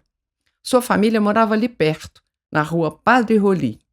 Nascido em 1926 em Belo Horizonte, Ivo Elcio Jardim de Campos Pitangui se tornou o mais renomado cirurgião plástico brasileiro com destaque internacional, sendo considerado o patrono da cirurgia plástica do Brasil. Consta que em janeiro de 2010, quando veio a Belo Horizonte para a inauguração do novo Centro de Terapia Intensiva da Unidade de Tratamento de Queimados do Hospital João 23, nomeado professor Ivo Pitangui, em sua homenagem, o médico atravessou a avenida e, muito emocionado, segundo dizem, fez uma visita repentina e surpresa à escola. Área hospitalar, do raizeiro ao epicentro de curas. A parte de Santa Efigênia dentro da Avenida do Contorno é conhecida como área hospitalar. Acredito ser impossível encontrar um belo-horizontino de qualquer idade que não tenha passado por ali, pelo menos uma vez na vida. Esta área reúne mais de 20 hospitais de grande porte, públicos e privados, além de inúmeras clínicas, laboratórios e consultórios médicos que ocupam prédios inteiros. Vamos aos primeiros tempos. Tão logo inaugurada a nova capital, surge a necessidade de se ter um hospital para assistir a enfermos carentes. Até então, a referência médica para a população era a Santa Casa de Sabará. A ameaça rondava com o aparecimento das várias epidemias, varíola, sífilis, tuberculose. Uma comissão da sociedade civil reuniu-se para discutir a construção de um novo hospital.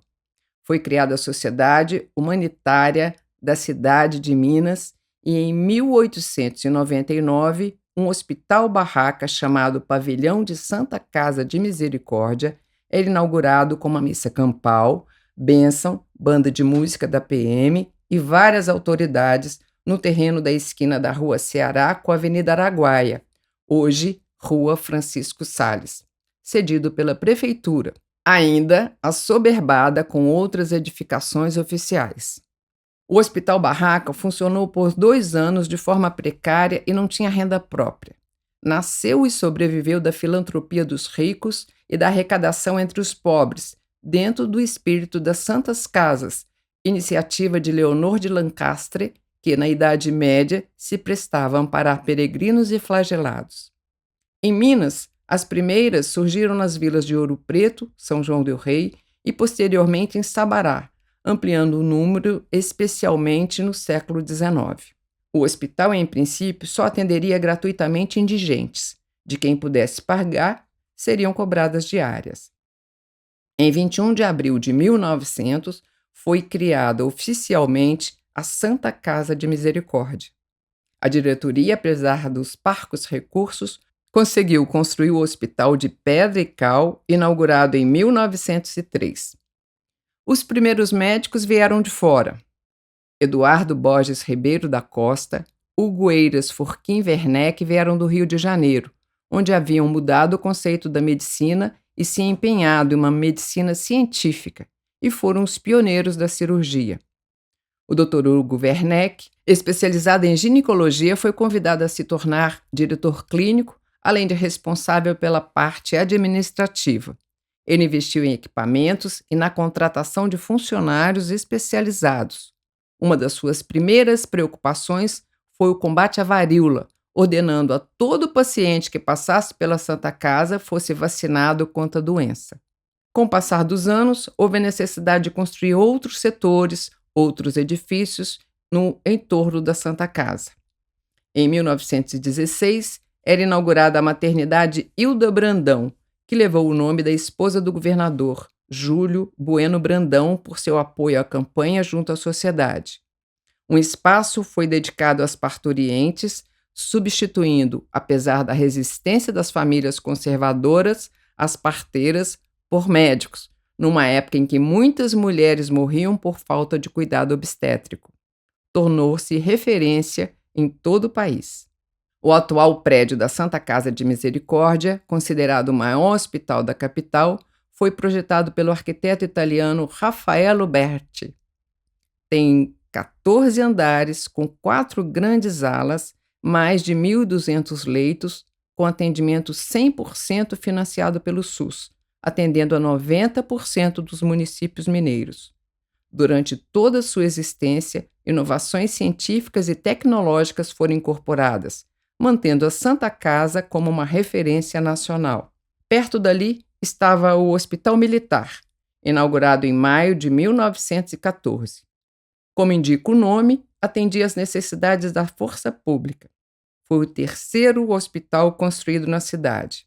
Localizado na Rua Manaus 348, contava com 4 enfermarias, com capacidade para 60 leitos, sala de asepsia e operações, gabinete dentário, raio-x, farmácia, laboratório de próteses e um corpo médico renomado. O major médico Carlos Alberto Pires de Sá, seu primeiro diretor, chefiava o serviço de saúde. Juscelino Kubitschek, formado na Escola de Medicina em 1927 e recém-chegado da França, era responsável pelo laboratório de análises clínicas e pela clínica cirúrgica, atuando como capitão médico. Em 1940, o então governador Benedito Valadares autorizou a construção de um novo prédio em um terreno na Avenida do Contorno 2787, ainda em Santa Efigênia. Em dezembro de 1976, em sua gestão, o governador Antônio Aureliano Chaves de Mendonça alterou o nome do Hospital Militar para o Hospital Juscelino Kubitschek de Oliveira. O prédio da Rua Manaus passou por reformas e abrigou o Hospital de Neuropsiquiatria Infantil, criado para atender menores abandonados de até 16 anos. Em 1973, foi instalada ali a unidade psicopedagógica voltada ao atendimento gratuito a crianças das escolas públicas que apresentavam problemas de aprendizado. O que se descobriu depois foi o fato do Hospital de Psiquiatria Infantil funcionar como um aparelho mantenedor da ordem social, compondo um conjunto que incluía prisões e manicômios travestidos de hospitais. Em outras palavras, um espaço de sofrimento, maus tratos e tortura. No dia 26 de outubro de 2013, um grupo de artistas e dezenas de agentes culturais e ativistas sociais de diferentes ideologias, vestindo figurinos teatrais, numa instalação artística, organizada e coletiva, ocupou o casarão histórico, batizando de Espaço Comum Luiz Estrela. O objetivo não era apenas salvar da deterioração o imóvel tombado, mas convertê-lo em um espaço livre de formação educacional e artística, cultural e política. Em 2017, o Núcleo de Arquitetura e Restauração do Espaço Comum Luiz Estrela recebeu do IFAM o prêmio Rodrigo Melo Franco de Andrade, pela responsabilidade com a preservação do patrimônio cultural. O espaço continua ativo, vivo, reunindo artistas, intelectuais para atividades e experimentações diversas e responsáveis. Campus Saúde, Faculdade de Medicina. Nos primeiros anos de Belo Horizonte, a cidade atraía pessoas em busca de novas oportunidades de trabalho. A propaganda sobre os bons ares da cidade, exatamente numa ocasião de epidemia de tuberculose no país, trouxe também doentes pulmonares em busca do clima ideal para o tratamento das doenças. Muitos médicos chegavam a Belo Horizonte vindos do Rio de Janeiro. Em 1910, surge a Associação Médico-Cirúrgica de Minas Gerais, que discute sobre a criação de uma faculdade de medicina, já sob forte demanda.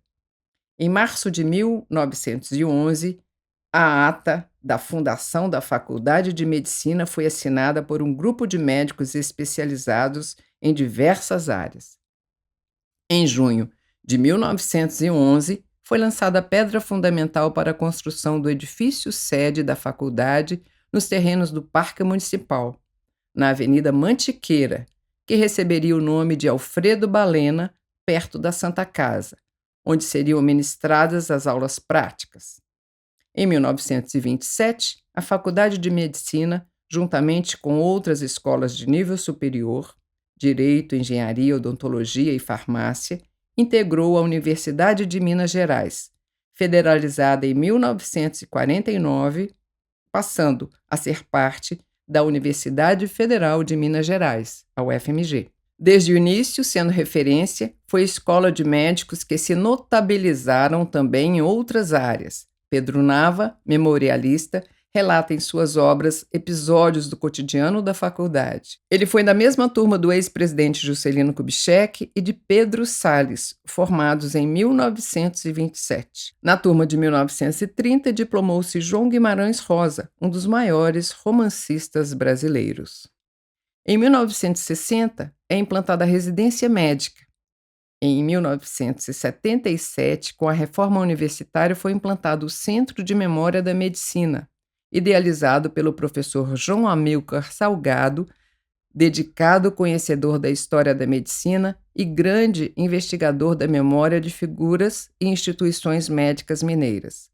Hoje, a Faculdade de Medicina da UFMG continua na vanguarda da medicina no país, sendo reconhecida como uma das maiores. Show Medicina. Em 1954, J. D'Angelo, figura notável do Teatro Mineiro, então quintanista de medicina, atuante do movimento estudantil, criou, inspirado na iniciativa dos estudantes da medicina da USP, o Show Medicina, espetáculo cênico produzido e apresentado até a atualidade inteiramente por alunos e ex-alunos da Faculdade de Medicina da UFMG. Ângelo Machado, também estudante, chegou trazendo humor aos textos. Ambos se tornaram conceituados professores da UFMG e formaram o GRUTA, Grupo Teatral Acadêmicos Amestrados, o mais longevo grupo teatral amador do Brasil, responsável pela criação, pela direção, pela produção, pelo elenco e pelos técnicos dos shows. Desde sua criação, o Show Medicina conta com esquetes, sátiras dos cotidianos hospitalares, caricatura dos professores, paródias, teatro de luz negra e crítica social e política. Enfrentou momentos difíceis de cortes, censuras e proibições nos anos da ditadura militar, assim como outras manifestações artísticas, ficando interrompido de 1976 a 1986, mas voltou revigorado com a redemocratização. Em 2016, a diretora Rosângela Beicalho produziu um documentário de nome Show Medicina 60 anos de humor, que resgata a memória das montagens por meio de registros audiovisuais existentes, das entrevistas com os fundadores, do depoimento de ex-participantes e desvenda bastidores. Ao longo de 70 anos, o Show Medicina conta com a atuação de quase 2.000 estudantes, sendo que muitos deles se tornaram médicos renomados de destaque no país. Borges da Costa e a visita da Prêmio Nobel Marie Curie. O Hospital Borges da Costa, antigo Instituto do Rádio, foi o primeiro centro da América Latina dedicado à pesquisa e tratamento oncológico. Sua criação se deve à inquietação dos médicos da Santa Casa e da Faculdade de Medicina da UFMG. Tudo começou em 1920, quando o governador Arthur Bernardes autorizou a criação do Instituto do Rádio. Eduardo Borges Ribeiro da Costa, diretor da Faculdade de Medicina, foi fundamental para sensibilizar autoridades a financiar o projeto. Começou a funcionar em 1923 e atendia não apenas pacientes oncológicos. Em agosto de 1926, o Instituto do Rádio teve a honra de receber a visita da polonesa, pioneira em radioatividade Marie Curie, que doou agulhas do tipo usado na irradiação de tumores. A partir de 1950, com a morte do seu fundador, o Instituto do Rádio passou a se denominar Hospital Borges da Costa. Em 1980, depois de muitos anos abandonado, o prédio foi ocupado por estudantes da UFMG que criaram a Moradia Estudantil Borges da Costa. Foi um plano silencioso de poucos alunos em busca de um lugar para morar. A ocupação se deu no meio-dia, no dia 30 de outubro. Alunos se reuniram no Bandejão da Medicina e, com cartazes e palavras de ordem, abriram as portas do edifício. O cenário era apocalíptico, tudo muito sujo, relataram. Resolveram limpar o ambiente, vassouras, baldes de água, mangueiras, panos. Lavaram o local da enfermaria e descobriram um belo piso português com ladrilho hidráulico. A reitoria pediu a desocupação imediata. Resistiram. A comunidade se organizou em autogestão com normas rígidas estabelecidas coletivamente. Faziam assembleias intensas e longas para cada decisão. Novos moradores só entravam com convite. Chegaram a ser mais de 100. Para muitos, o Borges foi a verdadeira escola, já que tiveram a utopia de uma sociedade alternativa que abriu inúmeras possibilidades. Com o tempo, a comunidade borgiana se deteriorou. Em 1998, a UFMG entrou com uma ação de reintegração de posse e, com a polícia, tirou os últimos moradores. Foram 18 anos de resistência. Atualmente, o Hospital Borges da Costa reassumiu suas funções originais e funciona como ambulatório para tratamento oncológico, quimioterapia, endocrinologia, psiquiatria, hematologia, cirurgia ambulatorial, odontologia, além de funcionar como hospital-dia. Tal instituição faz parte do complexo do Hospital das Clínicas da UFMG.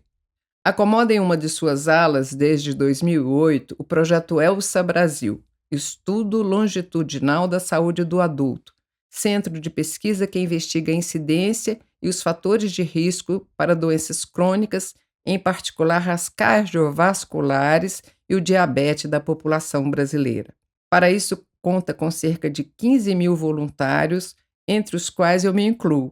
O estudo é patrocinado pelo Ministério da Saúde e pelo Ministério da Ciência e Tecnologia, sendo um importante parâmetro para a adequação das políticas públicas de saúde às necessidades nacionais.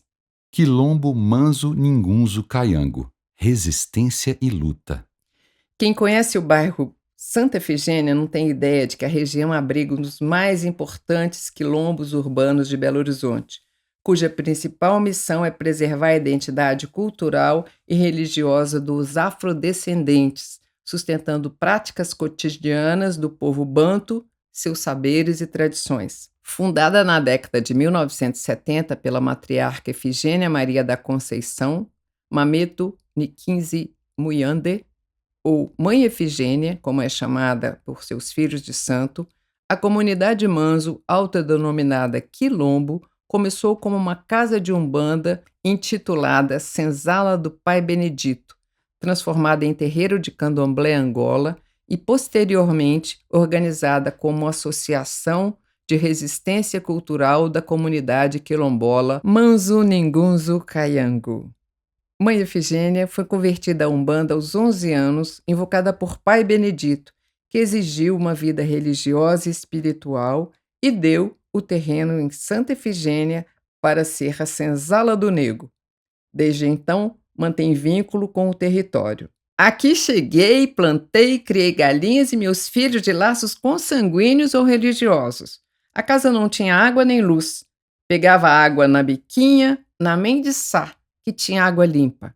A gente lavava roupa nesse córrego.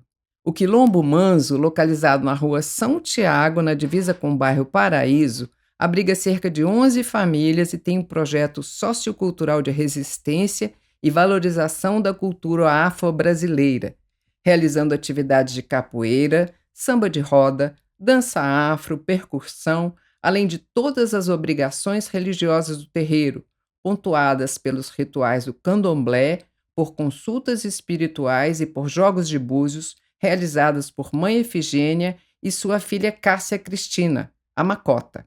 Recebe dentro do projeto Kizomba cerca de 60 crianças e jovens do entorno, além de ser uma casa de portas abertas a toda a comunidade. Em 2017, o Manso recebeu o reconhecimento do Patrimônio Material de Belo Horizonte e em 2018 foi registrado como Patrimônio Cultural de Minas Gerais, seguindo na luta pelo reconhecimento por parte dos órgãos oficiais de seus territórios e das necessidades da sua cultura. Carnaval, folia garantida. No bairro Santa Efigênia, o carnaval sempre foi celebrado com pompas e diversão. Nos primeiros tempos, os operários desfilavam em carros enfeitados pelas ruas da cidade. Na década de 1930 surgiram as batalhas de confete. Nos anos 40, surgiram os blocos caricatos e a folia começou com JK e o bloco Peixe Vivo. Homens vestidos de mulher e mulheres de homem, todos com a cara pintada a carvão. Por muito tempo, o Carnaval de BH ficou apagado, restrito a salões e clubes ou apenas a desfiles das escolas de samba. A partir de 2009, a festa ganhou força novamente, impulsionada pelos movimentos sociais da Praça da Estação. O Bloco do Peixoto puxou a orgia, com posicionamento ideológico político definido. O Bloco do Approach, com sede no Bar Brasil, traz o rock para a festa do Momo. O bloco Tico-Tirro Serra Copo não tem ponto fixo, mas faz concentração na rua São Tiago e homenageou o Quilombo Manso em referência à luta em defesa da Serra do Curral. A cada ano, novos blocos surgem plenos de criatividade, arrastando multidões pelas ruas de Santa Efigênia. Bloco do Improviso, Bloco Outro Bloco, o Andar com Fé, o Pantera Disco Bloco e outros tantos. Em 2011 surgiu o bloco Todo Mundo Cabe no Mundo, criado pelo artista visual e poeta Marcelo Xavier, aberto especialmente às pessoas com deficiência e dificuldades motoras, reforçando a ideia de que carnaval é para todos. Em Santa Efigênia, casas de show são disponibilizadas desde os primeiros dias do ano para os ensaios e os bailes pré-carnavalescos, mobilizando pessoas de todos os cantos do país.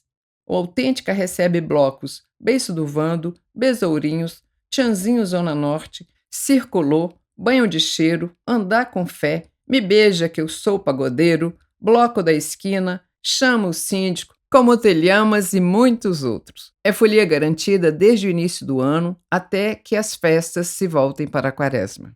O tempo não para. Desde julho de 1988, Santa Efigênia abriga a sede da Câmara Municipal de Belo Horizonte, localizada na Avenida Andrada 3100. É um bairro imenso, impossível de se esgotar nas páginas de um volume desta coleção da Conceito Editorial. Acolhe uma das áreas mais boêmias e comerciais de BH, concentrando inúmeros restaurantes e bares. Há ainda muitas casas de show e espetáculos como o Teatro Marília, o Teatro da Maçonaria e o Centro Cultural Nancy Araújo, do SESI Minas, o segundo maior da cidade. A Casa de Cultura, que oferece música ao vivo, diversão e um cardápio variado, o Autêntica, dentre outros. Há um variado comércio de rua e o Boulevard Shop, inaugurado em 2010. E os limites do bairro?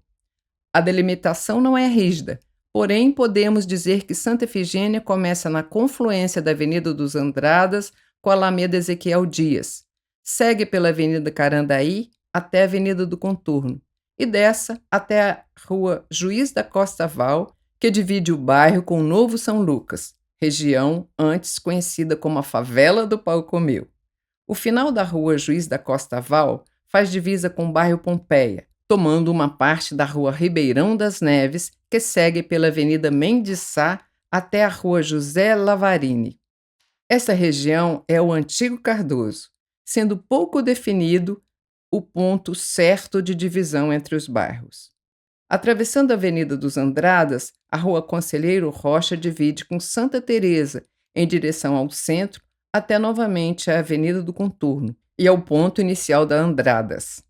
2 estações de metrô, Santa Efigênia e Santa Teresa, estão dentro do perímetro do bairro. Da última vez que estive em Belo Horizonte, em 2025, fui a Santa Efigênia percorrer suas ruas, tentar encontrar algum personagem desse livro. O bairro se verticalizou. Os grandes lotes abrigam altos condomínios e poucas casas resistem. A especulação imobiliária avança. Aquela Santa Efigênia da menina de longos cabelos não há mais. Muitos daqueles com quem conversei já mudaram de plano, viraram luz. Guardamos suas memórias, os escritos, as imagens impressas em nossa tela mental que já desbotam como as velhas fotografias. Tudo é impermanente e passamos. Fim. BH, a cidade de cada um. Santa Efigênia, Rosali Senra. Narração: Rosali Senra e Lucas Avelar.